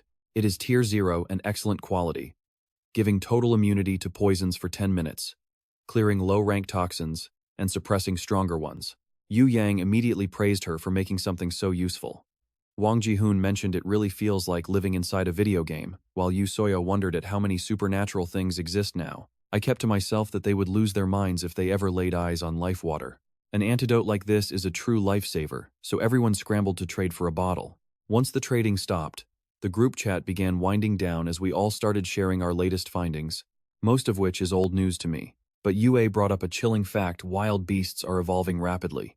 He spotted a local wolf pack, where the ordinary level alpha suddenly transformed into an elite beast, bringing the pack's overall speed and strength up with it. Hearing this makes my heart sink because I instantly think back to the giant mutated python from earlier and that massive back mountain boar. Both are far bigger and stronger than normal, which I initially wrote off as just wild animal power. But now it looks like rapid evolution in this new world. Everyone else is panicking too, especially Yu Yang, since the area around his shelter is still totally infested. It seems we have to clear out these dangerous predators early before they grow into an unstoppable nightmare. Tomorrow, I am heading straight to the back mountain. It is finally time to settle my score with that overgrown boar. As the chat room slowly falls silent, I log off. I have plenty of prep work to handle tonight. First, I head to the workbench and queue up 2,000 rolls of toilet paper. Seeing their reactions earlier, selling this stock will be a breeze. Since getting back, I've been running non-stop without eating a single bite of dinner. So, I grab the last slice of roasted civet meat along with some dry rations to fill my stomach, washing it down with some sweet honey water. While chewing, I pull up the market channel, searching for the specific traders who sold me those warm stones, ice crystals, and black iron wood before, buying 50 units of each since their prices plunged to just 350 wood total. These cheap materials are basically useless to anyone else. They are dead inventory now, so any future trades will require pre-orders. But I am buying them as raw fuel for synthesis. Having cracked a somewhat stable formula last night, I want to run the experiment again. After eating, I collect my raw materials, focus my mental strength, and summon the synthesis furnace. I need to run a quick test before going any further. I pull out the identical combination that successfully granted me that blue explosive stone last night. Using 1 crossbow bolt as the core, plus 5 wood, 1 warm stone, and 1 coal as supports, I feed them into the flames and hit confirm without a second thought. A bright flash of blue light erupts. A small red stone drops onto the table, and the furnace system confirms I just crafted another blue explosive stone. And just like that, we finally figured out the rule: exact matching items give you a highly realistic chance at duplicates. A rush of excitement washes over me. This is the first time I have ever successfully duplicated a synthesis. But a single win proves nothing. So I steady my breathing and run the exact same formula once more. This time, the light spits out an upgraded bolt instead of fine tier 1 with a 30% accuracy boost. Instead, the base material got upgraded. I feel a slight wave of disappointment. The mutation chance is clearly not 100%. A basic upgrade or total failure are still very real possibilities. I refused to give up and ran the experiment twice more.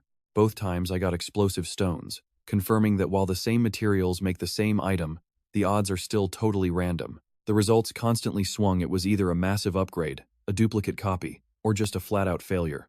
After storing the stones and bolts, my mental energy dropped to just 2 points, my absolute limit, since I always keep 2 in reserve. A solo survivor cannot afford to run his mind completely dry because a slow reaction in a crisis gets you killed. Better paranoid than dead.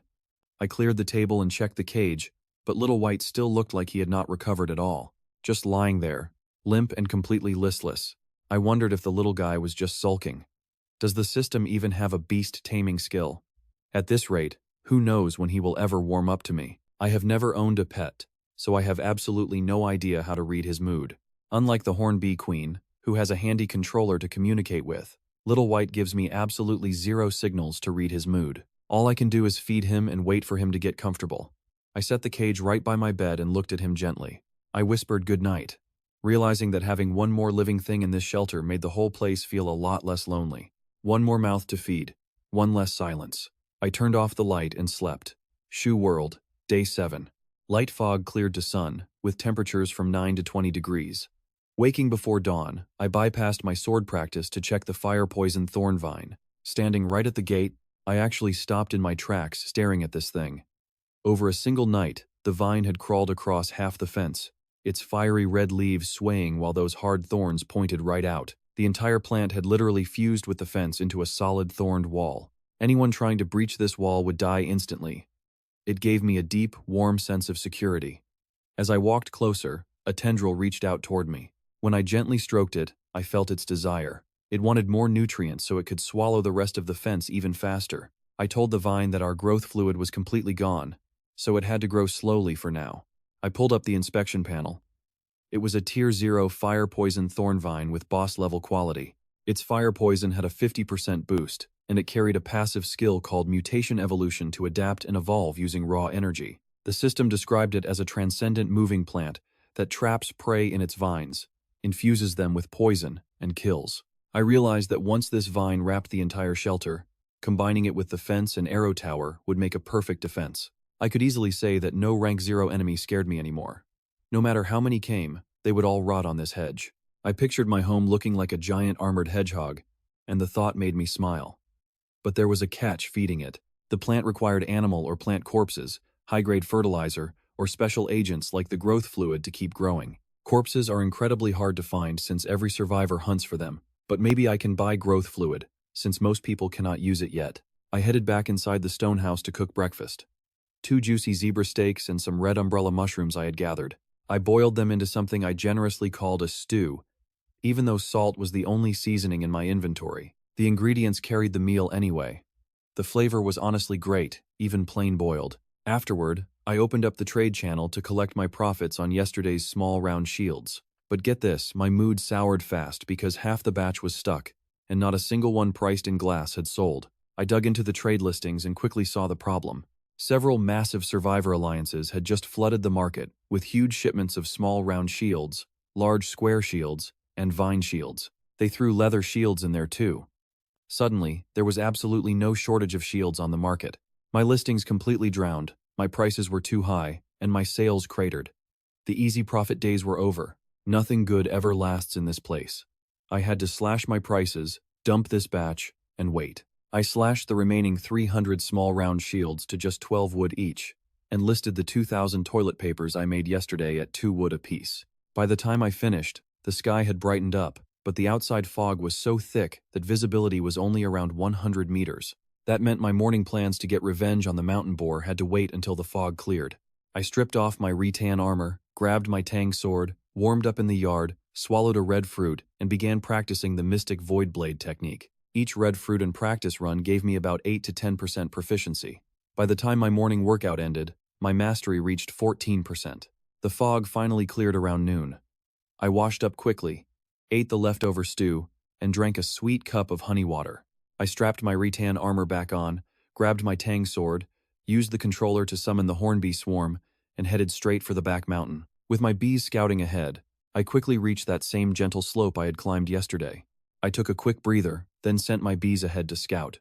This forest still felt weird, but I was moving way steadier this time, retracing my path to where I found those red fruits. The scars of that old battle still peer out from the thick weeds. That giant mountain boar had to be close by, so I split up my swarm to find it. Spotting the beast early meant setting a trap before it ever knew I was there. Suddenly, some bees buzzed right back. I muttered in shock that they had already found something. I scrambled up and followed the swarm immediately. Thanks to their consciousness training, these bees could actually tell a real monster from a harmless rabbit. I told myself there would be no more mistaking rabbits for monsters. The target was waiting about a kilometer ahead, sitting perfectly still. My swarm went back to double-check and confirmed it. With a heavy shield locked on my left arm, gripped my crossbow with my right, carefully parted the branches, and held my breath. But it wasn't the giant boar I expected, just a gray antelope. Somehow, my stare must have spooked it. The creature stopped chewing, snapped its head up, and stomped nervously. I quickly ready to bolt. I was way faster, pulling the trigger the split second I confirmed the target, and my shot pierced its hindquarters just as it bolted. The beast barely realized it was hit before disappearing straight into the thick woods. I didn't panic as it fled, knowing my slow legs could never catch it. Instead, I sent my air swarm to track it from above. The bleeding antelope quickly slowed down, and my bees, unbothered by the dense trees, closed in. Several landed right on its back, pumping in their paralyzing venom. By the time I caught up, it had collapsed from blood loss. A red puddle pooled beneath it. I drew my tang sword, ended it with a swift strike, and harvested the corpse for 4 blue steaks and 1 white hide. Not bad, right? I grabbed the dropped wooden chest, ordered the queen to keep hunting that mountain boar, and gathered local resources while my swarm searched the area. Crouching low behind a massive boulder, I peeked out and locked my eyes on a cliffside across the way, where a few lonely pine trees clung to the rock. A cave sat right where the cliff met the slope, measuring about 3 meters wide and 4 meters high. Broad at the bottom, narrow at the top. Thick green vines hung over it like a messy curtain. My swarm had already checked 3 other places, finding only small game. But this cave was the 4th suspect for the boar lair. I was almost entirely sure of it now. The rocks at the entrance were covered in stiff boar hair from where it rubbed its back. Listening closely, I heard a heavy, rhythmic grunting echoing from inside. My bees scouted ahead and reported only 1 monster inside. I took a deep breath to steady my mind. I had no idea when this thing would emerge, and I couldn't afford to waste time. If it only hunted at night, I would lose my chance today. That meant I had to make the first move. My main edge was knowing where it was while staying completely hidden. I had to map out the interior and aim for one absolutely devastating, fatal strike. I crawled over to the side of the entrance, slowly peeked inside, and got incredibly lucky. The cave was shallow enough for sunlight to filter in. A massive boar, over 3 meters long, slept with its snout facing the opening, its loud snores shaking the stone. Scanning the ground outside, it was just a gentle slope, Zero cover besides the boulder I was using. The beast probably knocked down all the trees himself. Suddenly, a plan hit me. I gently patted my horned bee queen's head and decided it was time for my trump card. Time to cheat. I pulled out my controller and guided the queen slowly inside. The giant beast slept soundly, paying a tiny wasp-sized bug absolutely no mind, which gave me the perfect opening. She landed softly on its neck and slid her stinger out. I was completely willing to sacrifice one of her venomous strikes to secure this kill. Her poison was lethal against a rank 0 beast. The stinger sank in, but the boar barely felt a thing. There was no reaction. The queen injected her heavy toxin, dropped the used stinger, and zipped right back out. I recalled the rest of my swarm immediately, because they would not be able to help with the next step. Besides, normal horned bees could never pierce this monster's thick skin. I grabbed 2 explosive stones, waiting right outside the cave entrance for the poison to kick in. Just like that, the snoring suddenly stops.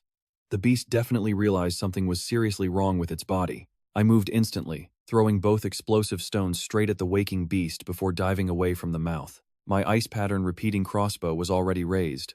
Inside, the dazed boar barely realized the danger, opening its blurry eyes to see 2 red stones flying at its face before they detonated. The loud explosion echoed out. Our heavy rock wall shuddered against my back, raining down dust. Once the smoke cleared, I peeked in and saw the massive boar stumbling to its feet, charging the exit. An ear gone, one eye blinded, half its face turned to bloody ruin. The monster was completely dazed. I gripped the trigger with both hands, raining heavy bolts into its skull while it staggered around, completely unable to dodge. Every single shot lands, burying those heavy bolts deep into the bloody flesh. Zero mercy for a monster this massive. The wild boar shrieks in pain. I instantly toss my crossbow aside, draw my trusty tang sword, and lunge forward. I unleash my mastery-level Mystic Void Blade technique. Just one step, a lunge, and a straight thrust. Pouring every ounce of strength into the blade, I drive it straight into the beast's skull right where the bolts hit. The beast's head jerks up, sending a shockwave of pain stinging through my hand. I let go, leap up, and slam my serpent skin shield onto the hilt to drive the tang sword all the way in. The boar squeals, stumbling back 2 steps. It crashes heavily to the ground, its massive body twitching. Then, the system alerts me that I have won a silver combat treasure chest. Hearing that sweet notification, I finally let myself relax. My tensed-up muscles go completely weak, knowing the threat is gone. That battle was brief, but it drained absolutely all my energy. Taking a deep breath to steady myself, I walk over to examine my prize. The system panel names it a leader-quality mutated mountain boar, built with incredibly thick hide and dense muscle. It was insanely strong. Since it is dead, there are no detailed stats, just a basic description. I grab my sword hilt and pull, but it is stuck. It is stuck. Way too deep to pull out. This is incredibly frustrating because it is my only weapon. I am genuinely worried that harvesting the body might just turn my sword into raw iron. But I whisper that it probably won't happen, since this shoe world is not that stupid. Since I have 0 butchering tools, I grit my teeth and activate the gathering skill.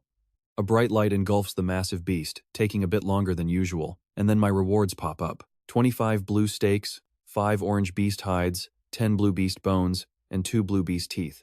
That is 25 fine steaks. Talk about an absolute jackpot.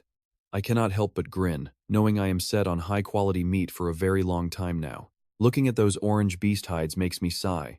If only I could control my synthesis talent to guide the process. 5 orange hides could easily make a top-tier defensive gear piece. I pack everything away, and that is when I spot my tang sword lying on the ground. I grab the hilt with a huge grin. But wait, look at that. The tip is slightly chipped, probably damaged when I slammed it into the skull. I will just have to make do, since weapons are scarce for everyone, and look for an upgrade later. I really thought this tang sword would last me until rank 1. Well, so much for that dream. It hurts. I cannot risk using the synthesis function on it either, because a bad mutation or failure would leave me totally defenseless. Besides, the chip is not worth taking a massive gamble over. The hunt was not perfect, but I made it out alive. A massive threat to my shelter is gone, making this a win. Before heading out, I quickly search the cave, finding nothing but dry bones and wild fruit. The boar only recently moved in. I waste no time and head back down. Since I already cleared this path on my way up, I keep moving fast, cutting my return time in half. Near the bottom, I take a detour to check my 5 beast traps. 4 are empty with the bait stolen, but one actually has a wild chicken trapped. After resetting the traps, I bind the chicken tightly with vines and make a run straight for my shelter. It is pitch black by the time I finally make it back to safety. A thick fog rolled in before dark, and honestly, only my swarm guiding me kept me from getting lost in the black mist. Next time, I am definitely watching the clock closer because the fear of that pitch-black wilderness is real. As soon as I step inside, the chores pile up, so I quickly build a wooden coop next to the thorn vine. I set out food and water, ordering the vine to guard the bird and make sure it does not escape. I really hope this chicken can lay some eggs. Otherwise, it is just going to end up as emergency meat.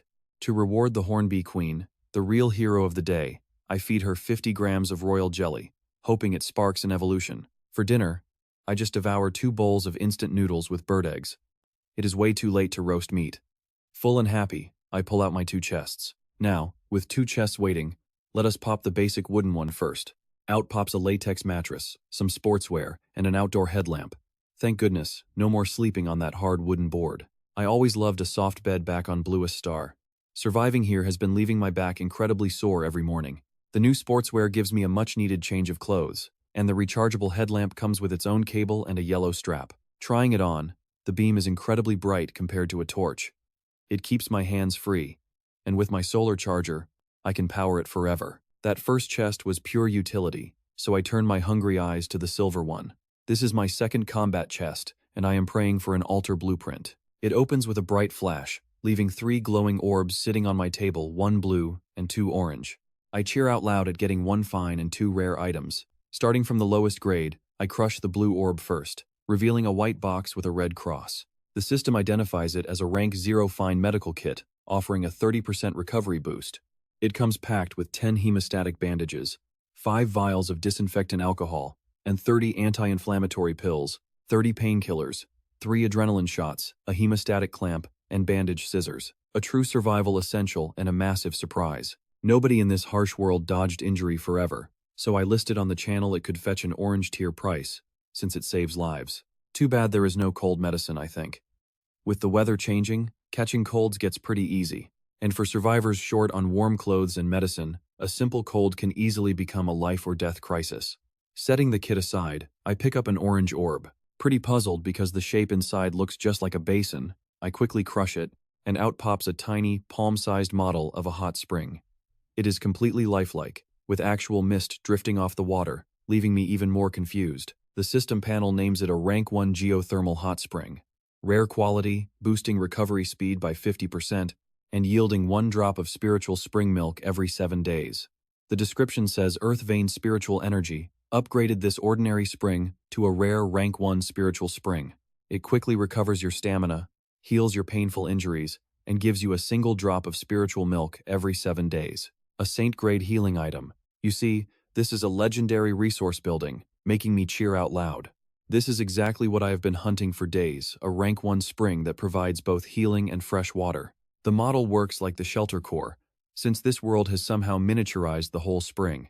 So once I find a pretty good spot to place it, the system power will connect it straight to the earth veins. Glancing at the black night standing outside, I swallow my excitement and resolve to place the spring at first light. I toss the model into inventory and crush the last orange orb.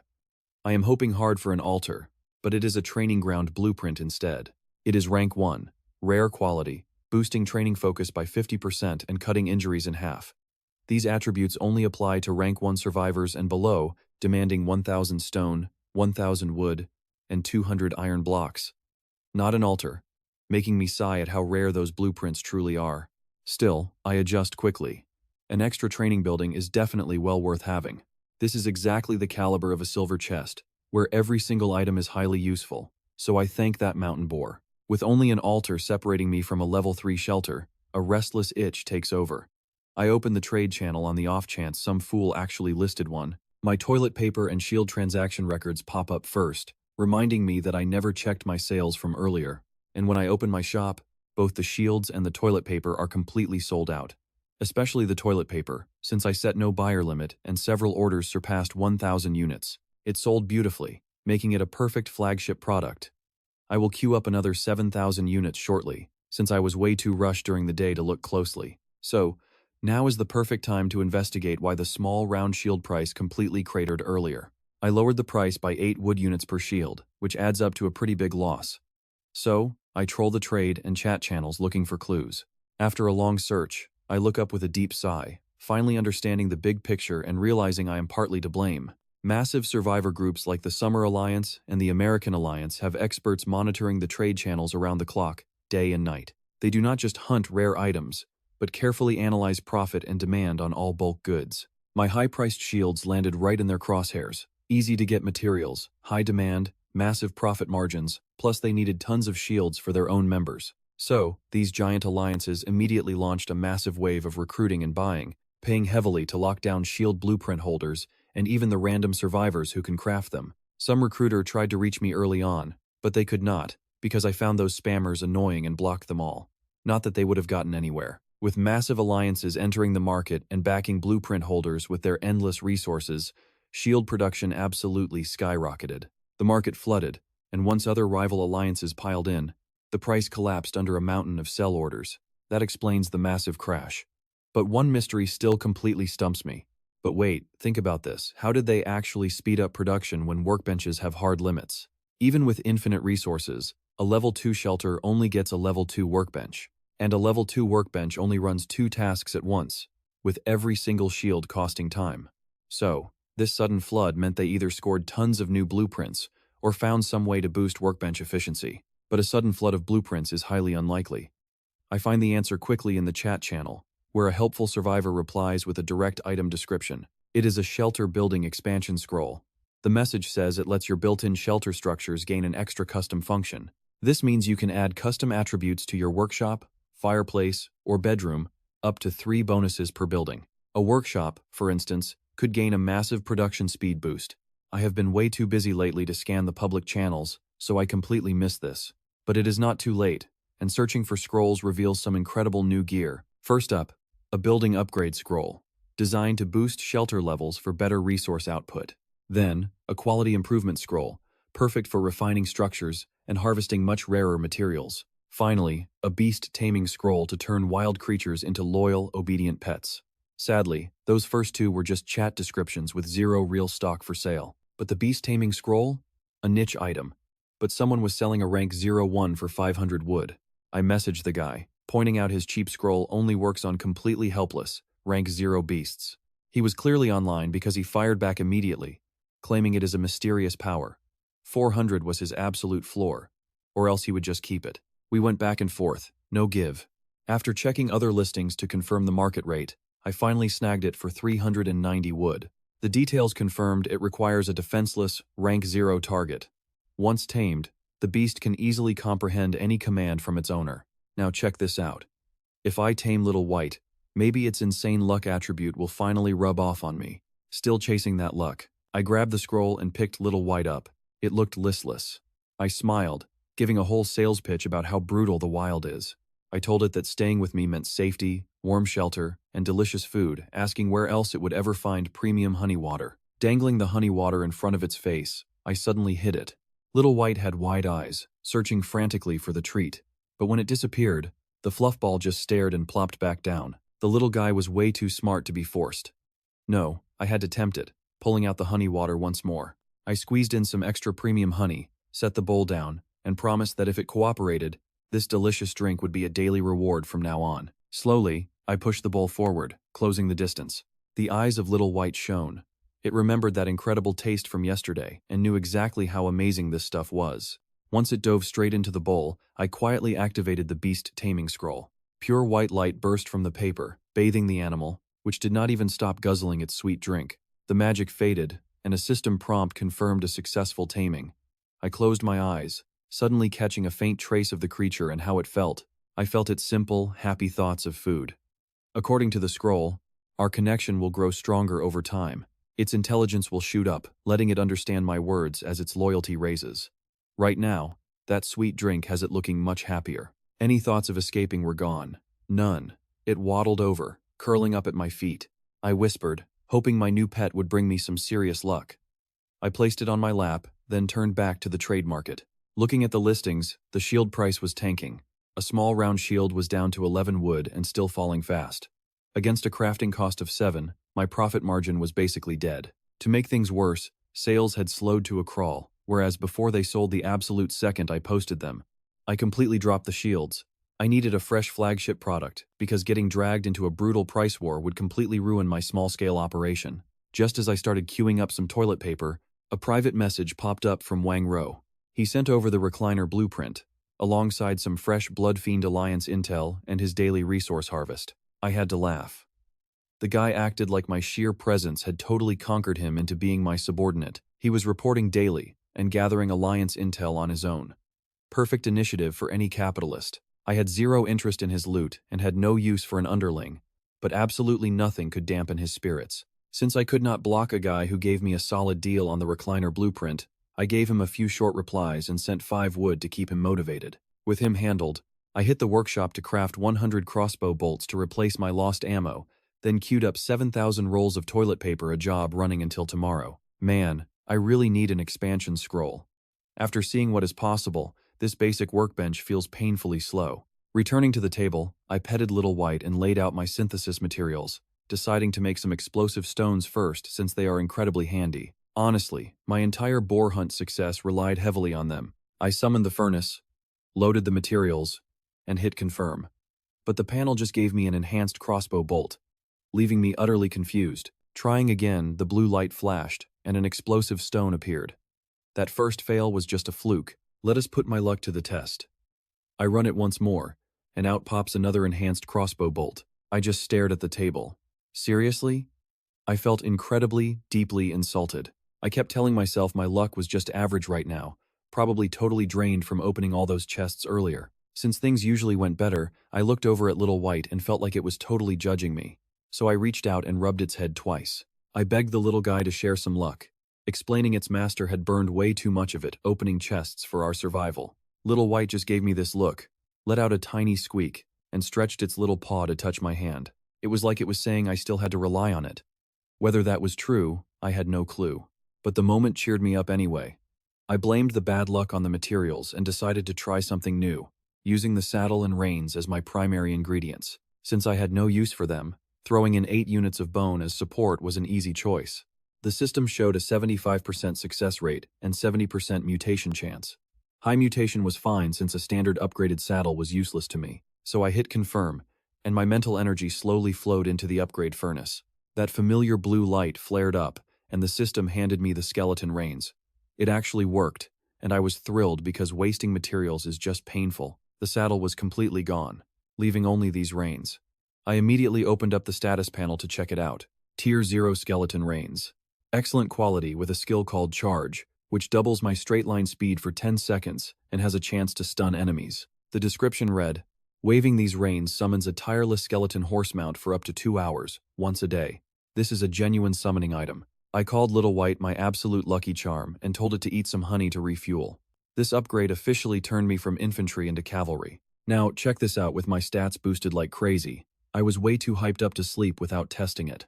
Who cares if it was pitch black outside? That daily summon would go to waste if I did not use it, so I rushed right out of my shelter. I grabbed the reins and summoned. A swirling vortex of black mist erupted right in front of me, leaving behind a massive bone horse over 1 meter tall, constructed entirely of snow-white bone. Leaning in closer, I stared into its eyes, 2 flickering black flames that radiated a bone-chilling, desolate cold with absolutely zero warmth. My old saddle was right there on its back, but it had completely fused into bone.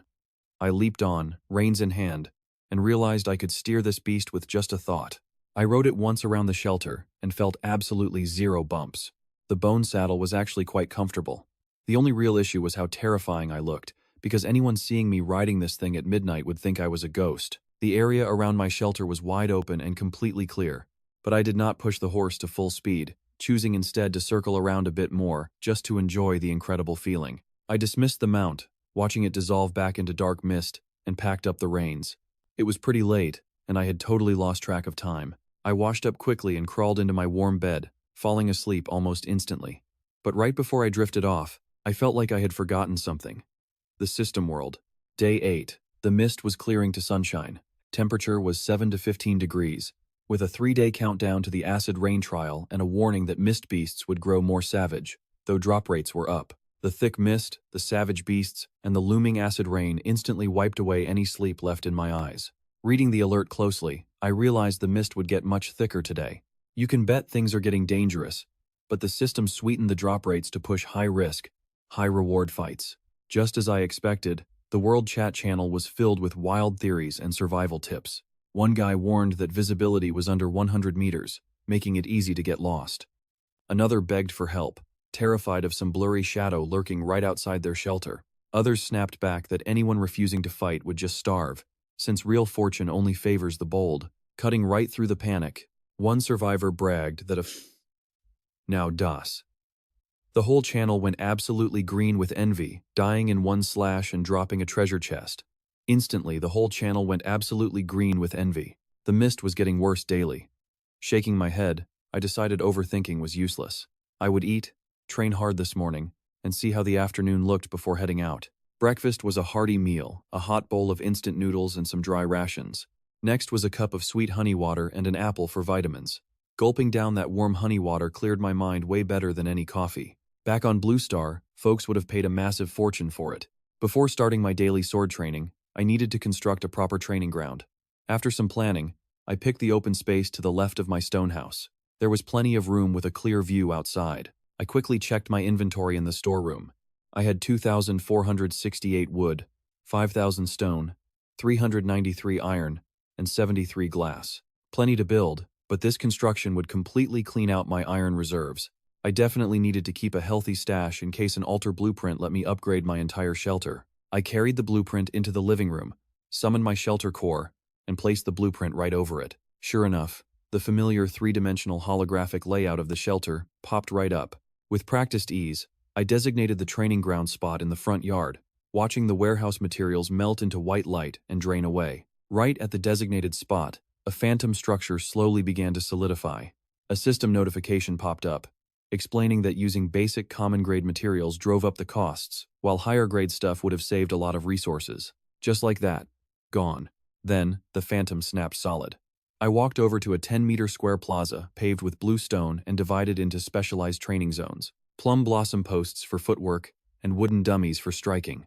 Plus, a martial arena equipped with a weapon rack holding all 18 classical arms, from sabers and spears to swords, halberds, and axes. Picking up an iron saber that felt quite heavy in my hand, the system immediately offered to reshape it into a familiar weapon form. The first modification was completely free, with future changes costing materials. With a quick thought, the saber transformed into my usual horizontal blade, and a few test swings felt incredible. Then, a sudden plan struck me. I immediately carried the weapon out of the training ground. The moment I stepped over the boundary, the blade crumbled into dust, instantly reappearing right back on the weapon rack inside. Well, I guess the system isn't stupid enough to let us smuggle weapons out. There are no easy loopholes here. This brutal world really leaves no gaps. Still, it was worth a shot. After looking around, I went to install the hot spring. I chose a spot directly behind the shelter, right against the stone wall where nearly 2,000 square meters of empty space waited. I planned to farm this land later, and the spring would make a perfect backup water source. Placing the miniature model against the rock wall, I stepped back and watched a 20 square meter holographic projection bloom before quickly solidifying into a real hot spring pool. Having never seen a hot spring, I studied it curiously. A smooth ring of blue stone wrapped the edge. A thick layer of smooth pebbles covered the bottom, hiding the water source, while right at the center, a stone pillar broke the surface, its shallow dish top holding a single drop of precious, milky white liquid. Apparently, the pool cleans itself, and that pillar naturally gathers the spiritual spring milk. That white drop was the actual milk. The survival world was surprisingly generous, giving me a free drop. I slipped off my shoes but kept my clothes on. I was wearing my camouflage combat suit, which was waterproof enough that I did not mind getting wet. Wading through the pool, which was about 1.2 meters deep, I reached the pillar and secured that precious spiritual spring milk directly into my inventory. This was a life-saving medicine to keep on me at all times. Still, my inventory slots were starting to fill up fast. Heading back to the yard, I passed right by the tower, and seeing the horned bee queen suddenly reminded me of something I had completely forgotten last night. So, I stepped into the bottom floor of the tower, where the beekeeping box sat silently in a corner. I had not checked on the bees or set their evolution path yet. Inspecting the queen, she was a rank 1, rare quality Chinese honeybee queen, with swarm control boosted by 50% and honey quality increased by 50%.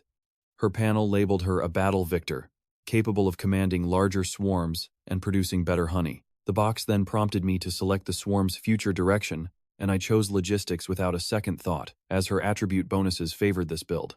But as soon as I confirmed, the system notified me that I still needed one more swarm to unlock its full potential. Talk about a painful surprise. I honestly thought this item was already fully unlocked, but it turns out we still need more swarms.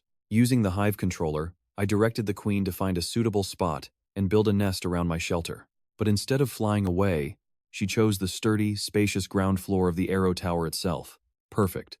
Before heading out, I quickly checked the population counts on the box. The horned bees numbered 1,200, while the Chinese honeybee swarm sat at 11,000. Heading back to the training grounds, I stretched and ate a red fruit. The moment I began my training, total focus, I instantly realized how incredible this place was. Usually, I had to practice my secret blade technique twice just to clear my head and focus. But here, I slipped into a state of deep, effortless focus from my very first strike, gaining sudden bursts of insight that rapidly deepened my mastery. Suddenly, I snapped awake with a jolt, my muscles trembling intensely. My bones popped, and my entire body tightened as a wave of absolute exhilaration surged through me. I slowed my heavy breathing to inspect the changes. My muscles felt incredibly lean, defined, and powerful, rippling with speed. Plus, I had grown noticeably taller. With my straight posture and all those harsh battles behind me, I had a sharp, imposing presence. A complete upgrade from my old self. The heavy iron saber now felt remarkably light in my palm. Naturally, I opened up my status panel, which I had not checked in ages. Looking at my status, Jin C, rank 0, physique 7, spirit 6, perception 5, energy 0. My Mystic Void Blade technique is at 27% proficiency, with skill synthesis at level 1. No wonder the sword feels lighter now. With my physique up a point and proficiency climbing fast, this training ground is genuinely great. My technique is close to a major achievement, and a perfected Mystic Void Blade technique will add 2 to my physique, putting me right near the 10 I need for rank 0. I am just starting to picture rank 1 when the excitement fades. It is already noon, and my stomach starts screaming for food. My evolving body cannot ignore this massive hunger. I pull out my grill, set up the charcoal, strike the flint to light a fire, grab 3 prime antelope steaks, season them with cumin and salt, and get to work on grilling up a real feast. While waiting for the steaks, I mindlessly scarf down some dry rations, but they vanish the second they hit my gut. My appetite is massive, my gut a literal shredder now. I grab a piece of the sizzling meat and chew slowly. It is incredibly satisfying, and these prime steaks are packed with energy. Just one piece makes me 80% full. The physique point I gained today is definitely thanks to this meat.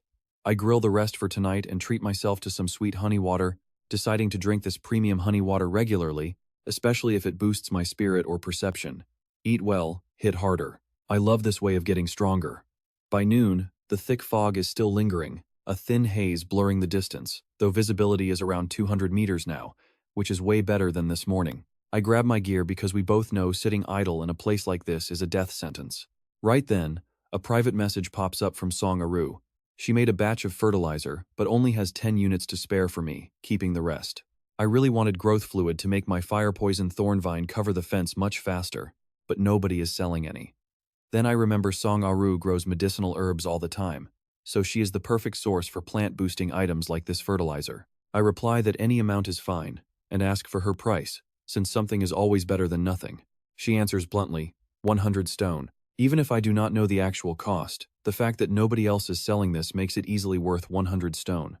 Scarcity creates value. We seal the deal quickly since everyone is busy during the day.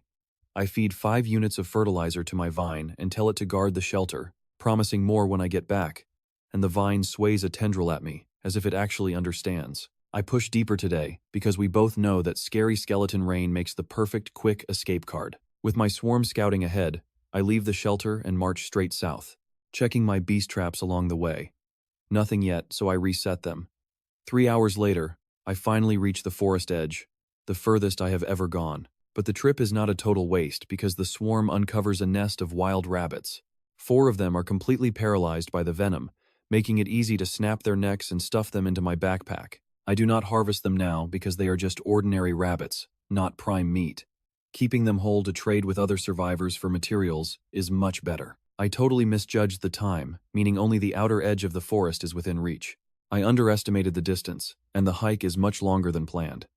Inside, The canopy is so thick the sky is shattered into tiny pieces. Mottled light filters down through the leaves, while the thin fog makes the woods feel deeply mysterious.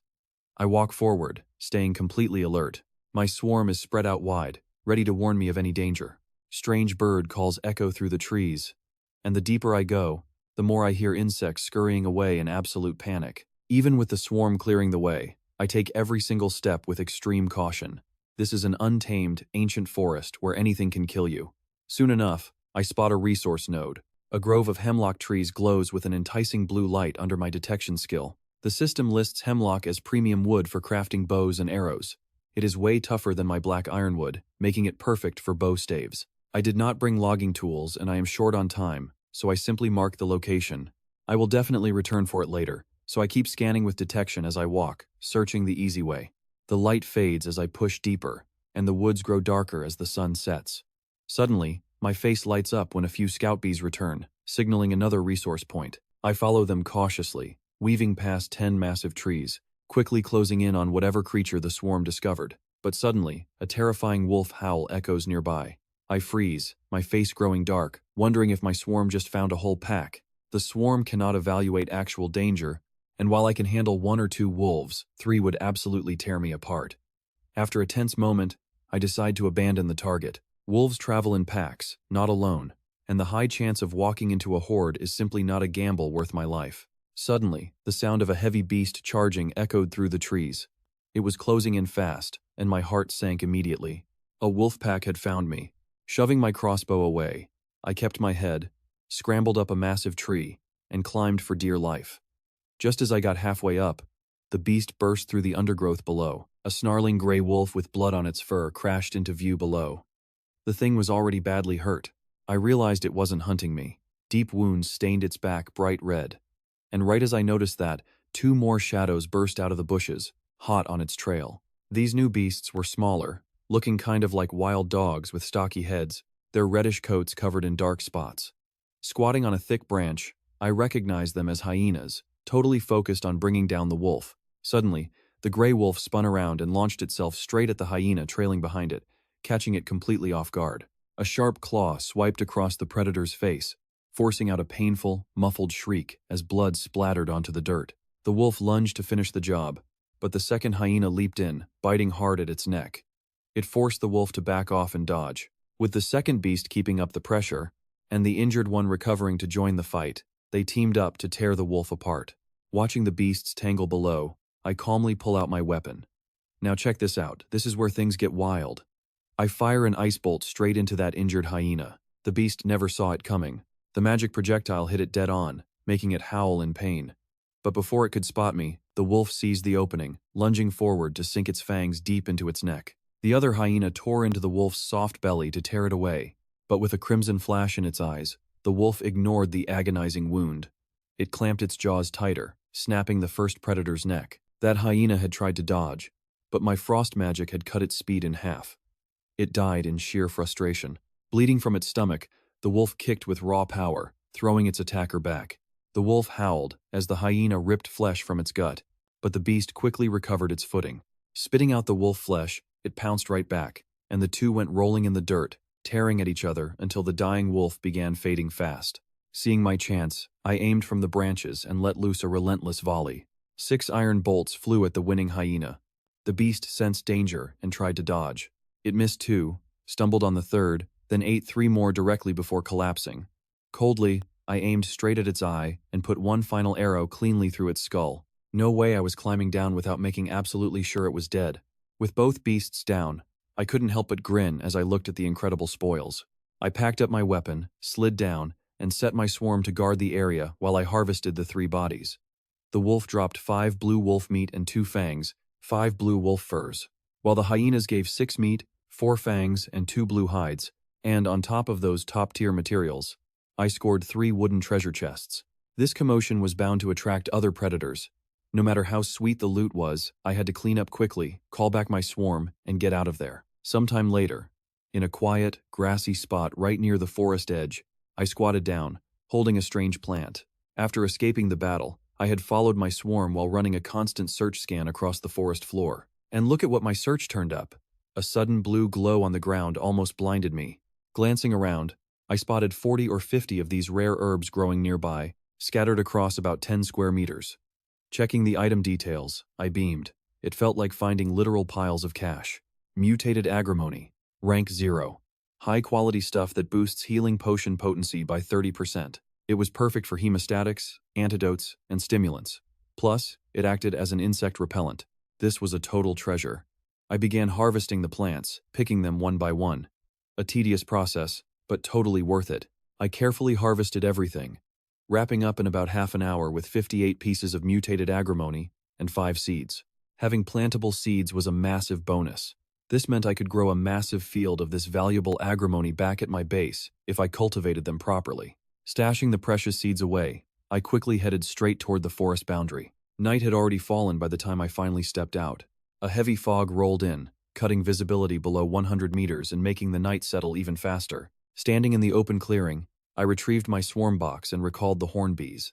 I left only the queen resting on my shoulder to act as my guide. Grasping the skeleton reins, I summoned my mount and hopped on.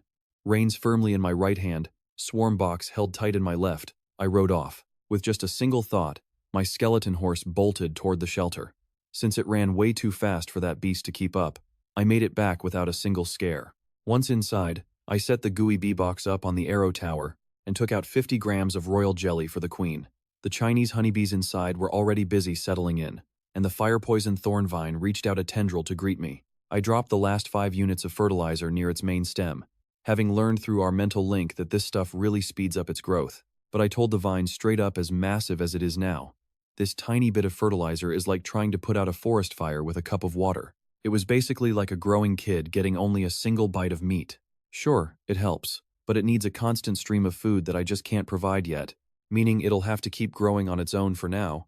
This just shows how insanely precious that bottle of growth fluid was, easily worth tens of thousands of fertilizer units.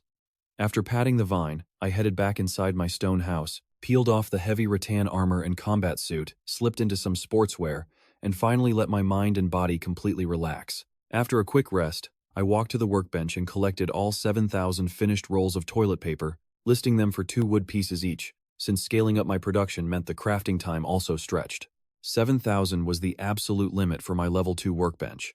Anything more, and it would take over a full day. Right now, it takes exactly 24 hours. Queue them at night, sell them the next evening. Hoarding items too long is dangerous. I need to stay flexible in case of emergencies. That recent shield crash is still nagging at me, killing any desire to overproduce. Once the paper was listed, I went to the kitchen, grabbed some roasted lamb chops, and lit the stove. Since it was so late, I decided to keep dinner simple. Just some lamb chops, instant noodles, and warm honey water. If I posted this menu in the chat, the sheer jealousy would be unreal. Even the top alliance leaders probably aren't eating gourmet meat and sipping sweet drinks right now. Feeling stuffed, I started teasing Little White, grumbling that it didn't even bother to welcome me back home. I scooped the creature out of its nest, ignoring those flailing short legs while rubbing its head really hard. The little guy adapts fast.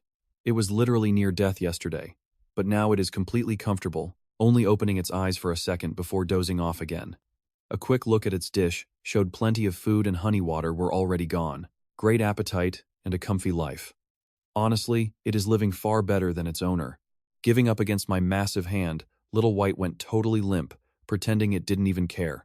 After playing with it, I brought it to the table, grabbed my backpack, and dumped out the entire day's haul. Time for the good stuff, 3 unopened chests, and I told Little White to share its luck, promising the little guy delicious snacks and endless honey water once we cracked them open.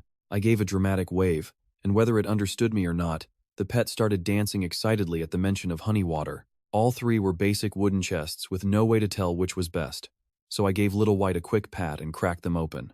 Inside, I found a warm cashmere quilt, thermal underwear, a thick leather hat, 20 pieces of plastic, and 20 pieces of glass, along with 20 compressed biscuits, 20 cans of beef, 10 blue winter wheat seeds, and a solar street light. The loot piled up high in a bright flash of white light. Counting my massive harvest felt absolutely amazing. The plastic and glass were just standard crafting resources, so those went straight to the warehouse along with the cashmere quilt. The weather was still above freezing, so I didn't need a heavy blanket yet. I grouped the thermal underwear and leather hat with the winter cotton clothes Yu Shui had previously gifted me. The canned beef and biscuits had a long shelf life, perfect as survival rations for any long upcoming journeys. After tossing them in the kitchen, I planned to install the solar streetlight near the main gate tomorrow morning, so I could watch the night yard. The only premium item was the winter wheat seeds, so I checked those out first. According to the system panel, this was cold-resistant winter wheat that could grow in this freezing world. And best of all, it was fully propagable. I read the description, and honestly, guys, I was absolutely thrilled. Long live Little White, this is incredible. Propagable seeds are priceless because if I manage them right, after a few harvests, I will never have to worry about food again. A stable food supply meant no longer relying on risky hunts or chest luck. That is true security. I carefully put the seeds away, wishing I could walk outside and plant them right this second. But with zero farming experience, I knew I needed an actual expert to guarantee a good harvest. Luckily, a perfect candidate immediately came to mind. Since I also wanted to show her the agrimony I'd gathered, I sent Songaru a private message with the item details attached. Just a second later, she quickly replied, asking how much agrimony I possessed and what resources I wanted in exchange. She wanted every last bit, and I had rarely seen her sound so incredibly eager. Songaru usually seemed so calm and collected, like nothing in this world could ever shake her. No teasing. I told her straight that I had 58 premium stocks. Calming down, Songaru cut straight to the point and asked for all of them because the system just notified her that both life water and detox potions used agrimony as their main ingredient. With this agrimony and some extra ingredients, she could brew 8 bottles of life water and 6 detox potions. I actually got pretty excited since I've used life water before for some instant healing. A literal extra life in combat. My cool act immediately vanished as I asked her in all seriousness if she was joking about making 8 bottles. Giving me a weird look, she replied that of course she was not joking right now, demanding to know where I even found so many premium herbs when she had only gathered enough for 3 bottles. This stash clearly blew her mind because she had been hunting this main ingredient day and night just to scrape together enough for 3 measly portions. And me? I had 10. Easily enough for 10 bottles if she had the auxiliaries. Songaru paused. Then she offered to provide the extra ingredients, keeping only 2 bottles of life water for herself. She promised to give me the remaining detox potions, asking how that deal sounded, but I still hesitated. I hesitated. Was it really wise to hand over all this agrimony? Could I trust her? She misread my silence as anger. She quickly explained that her extra materials took a long time to collect, being easily worth just as much as 2 whole bottles of life water. Plus, she only wanted practice, but a sudden private message alert quickly snapped me out of my thoughts. Remembering her selfless help before, I laughed at myself, wondering when I started caring so much about outside wealth. I sent a trade request of 58 agrimony for 1 piece of wood, telling her we would go with her terms. It was only 58 units of agrimony, a loss I could easily handle. And dealing with people is about showing real heart. Songaru was completely stunned by the trade. She had been so incredibly hyped up by the agrimony that she completely overlooked its actual value and forgot to ask for collateral to secure the trade. She quickly told me to wait while she went to purchase a contract scroll on the trade channel, admitting she was too excited before to think about a contract. I just smiled and told her a contract was not necessary, since building real trust always goes both ways. It's about trust. Without her selfless gift of medicine earlier, I'd never have trusted her this deeply. Hearing how much I trusted her deeply moved Songaru, but her professional hospital training quickly helped her regain composure, though she could not hide the warm smile in her eyes. She quietly whispered that since I believed in her, she would never let me down. With a warm smile, she replied that she was going to brew the potions immediately and would contact me once they were ready. Without even waiting for my reply, she grabbed the agrimony and quickly rushed off toward the workshop. Seeing her message, I quickly told her to wait because I had another question to ask, but I waited and got absolutely no response from her. My smile froze instantly. Was she seriously always this incredibly impulsive? Unbelievable. No reply came. After a long pause, I finally shelved my seed planting questions and turned my energy elsewhere. I then sent Soy a message to check on her daily progress. Turns out she spent the last 2 days harvesting her cotton field, hoping to finish tomorrow, though her food and water were running dangerously low due to system limits. She planned to stock up by buying more food on the trade channel tonight. Since I promised to secure fresh water on the final day, she only had to focus on hunting down food, so we quickly traded info and wrapped up our chat. After that, I replied to Wang Ro, who had been constantly spamming updates about his situation. He sent it hours ago. I had returned way too late. I did not think much of it at first, but read this next part my brows furrowed when I saw that the Blood Fiend Alliance was planning to publicly execute him just to warn other players about betraying them. I paused for a second and asked Wang Ro directly what was actually going on with this execution threat. Wang Ro was obviously waiting for me, because he typed back instantly, desperately begging Brother Jin for help. He claimed their enforcement hall threatened to hunt him down today, wanting to turn him into a brutal lesson for anyone else who dared to cross them. Puzzled, I asked how they tracked him down or if they could even reach him, but he had no clue about the tracking, only sending over a screenshot of a terrifying item they had shown him, a single teleportation gate. According to the system panel, it let users instantly warp straight to a previously marked location. Reading this, I realized how incredibly dangerous it was for such a broken item to exist, especially in the hands of the Blood Fiend Alliance. Meanwhile, Wangro kept spamming me, begging for help. He begs me to think of something quickly, because those killers will surely execute him upon discovery. A massive headache started building. What could I even do? I tried to calm him down first, pointing out that such an item had to be extremely rare. The Blood Fiend Alliance probably didn't have many of them, and at most, only 1 or 2 killers would teleport directly inside. He still had a fighting chance, so I asked when they were coming. He instantly replied that he couldn't even defeat one attacker. They hadn't given an exact time yet, but a friend inside the Alliance leaked that they were pausing recruitment and planned to accept new members only after the upcoming trial. He was likely a sacrifice, so I urged him to start building traps inside his shelter right away.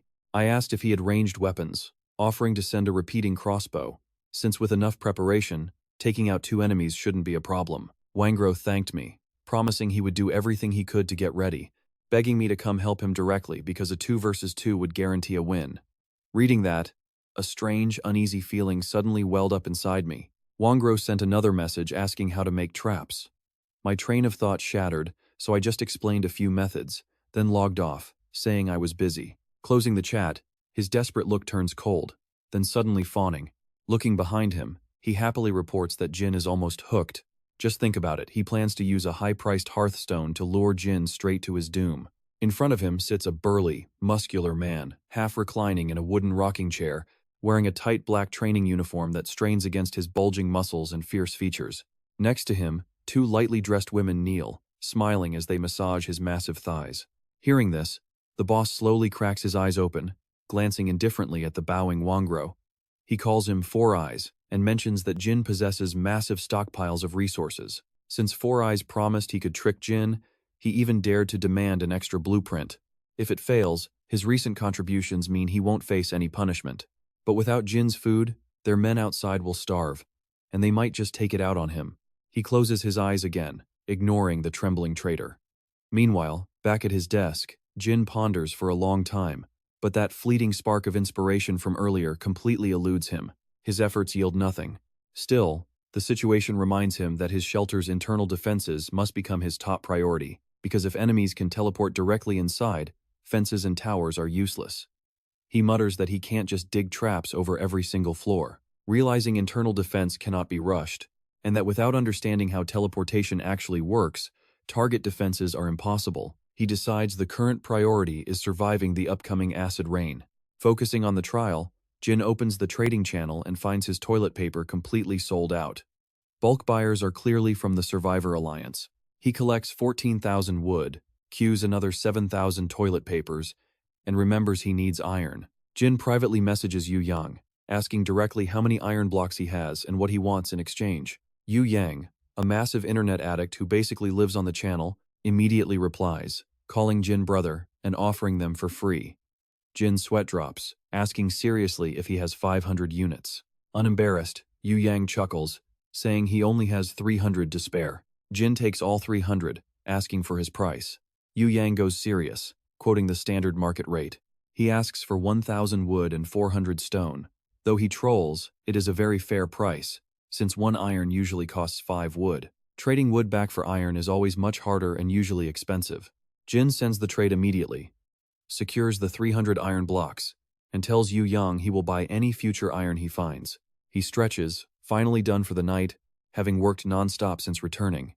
He plans to synthesize a few final items before sleeping, wondering how long this brutal grind will continue. Relaxing on his recliner, he scrolls through the chat. Everyone is adapting, but nights still get pretty lonely out here. The active channel helps ease that loneliness every single evening.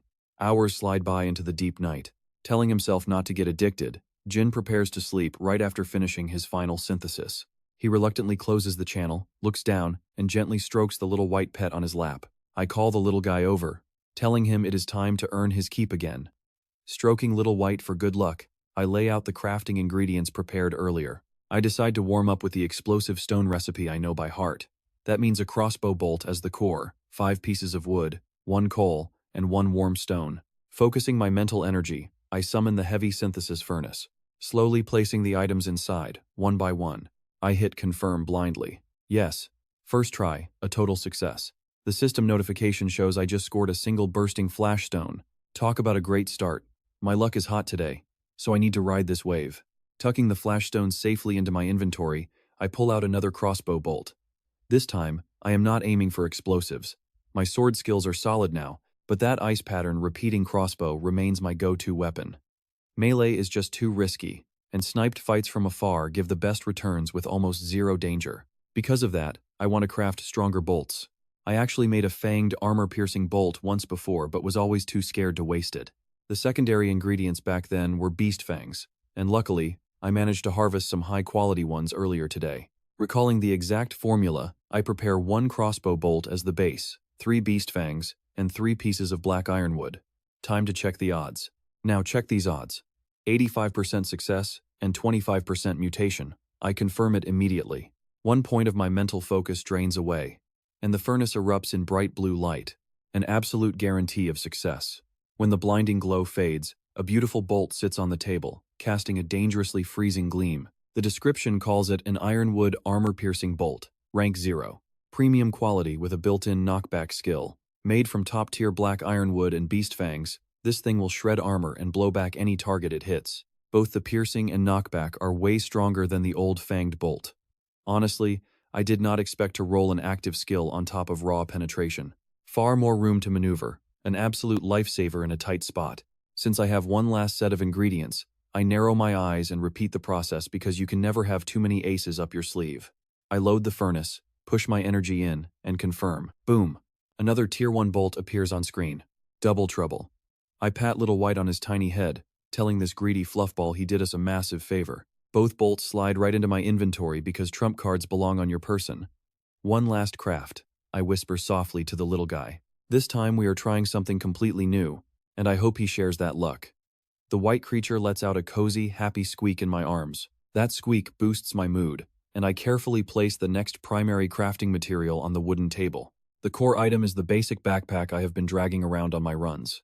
It has decent space but fails at the crucial things. It does not reduce weight or carry living creatures. I want space gear that fixes at least one issue. Altering an item completely means aiming for mutation over upgrades. Even if I reinforce this old bag, it will still keep those same 2 flaws. I have already burned through a mountain of materials testing out different recipes. I finally settle on 5 units of black ironwood and 4 ice crystals for the absolute best mutation odds. The system offers a 75% success rate and a 70% mutation rate. Talk about a massive gamble, a huge chance of mutation, and I lock it in. Let us see what happens. As the shimmering blue light dims, the furnace smoothly retreats back into my inner sea of consciousness. Sitting on the table is no longer my scuffed-up old pack. Instead, it is a sky blue chest, roughly the length of my forearm, painted like a fantasy treasure box. Its material is neither wood nor stone, beautifully crafted with vibrant colors. Rather than wasting time guessing what it does, I just activate my investigation skill. The screen identifies it as a sky blue fresh-keeping box, rank 0, premium tier, with a double space attribute. It offers 4 cubic meters of storage that cannot hold living targets but keeps food perfectly preserved and fresh indefinitely. Basically, a highly upgraded portable refrigerator. Not my dream weightless bag or pet holder, but still pretty great. But this is still a massive win because it solves a huge headache that was starting to stress me out. Food preservation. Back in the day, food was so hard to find that I ate it immediately without a second thought. But after harvesting all these recent meat cutlets, things changed. Right now, I have 60 units of top-grade meat stored. That is half a month of solid eating, and I have no clue how long premium raw meat keeps before going bad. If it rots, I have to hunt all over again. Standing up, I place Little White in his cozy nest, carry the heavy blue box into the kitchen, and begin packing in the meat. The red umbrella, mushrooms, fresh apples, absolutely everything goes in. Counting them all up, 2 antelope cutlets, 22 zebra, 25 mountain boar, 5 wolf, 6 hyena, 25 apples, 56 red mushrooms, plus the dry rice, flour, and instant noodles. It was enough to keep me fed for a whole month. Just like that, the food crisis was over. While sorting everything, I noticed the 4 rabbits paralyzed by the horned beast swarm earlier. They weighed around 3 kilograms each, so I put them on the trading channel for 5 units of glass apiece. Back to the plan. Honestly, I wouldn't sell rabbit meat if wood and iron could still trade for glass. But since those trades are dead, these little guys have to pay the toll. I shut off the light and collapsed onto my bed, planning out tomorrow's schedule in my mind until I quietly drifted off to sleep. A sudden, distant scream. Out in the yard, the fire-poisoned thorn vines slowly crept past the fence, dragging a dark figure back toward its main stalk. Vines pierced him like tentacles. And then, the wet rustling sound slowly faded into the night. Morning arrived with a system alert. Day 9 in this brutal survival world. Thick fog, 3 to 15 degrees, with the acid rain trial only 2 days away. Waking up early as usual, I threw on my sportswear and headed to the kitchen. For breakfast, I cooked some rice porridge paired with a juicy lamb chop. I kept wishing I could steam some fresh white buns. Just thinking about them made my mouth water.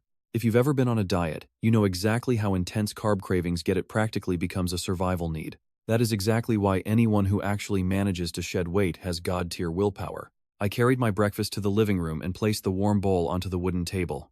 But the moment I sat down, something tugged at my pants. I glanced down and saw a little white hiding under the table.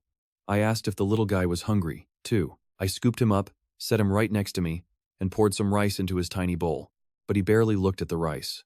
Instead, he stood up, waving his tiny front paws at me frantically. I had no idea what he wanted since I don't speak mouse. The only thing I could pick up from his frantic gestures was a strong desire to eat. Getting frustrated by my confusion, he squeaked loudly, bolted off, and came right back after knocking over the wooden cup I usually drink from. Only then did I realize that he wanted honey water. This little glutton certainly knows how to pick the good stuff.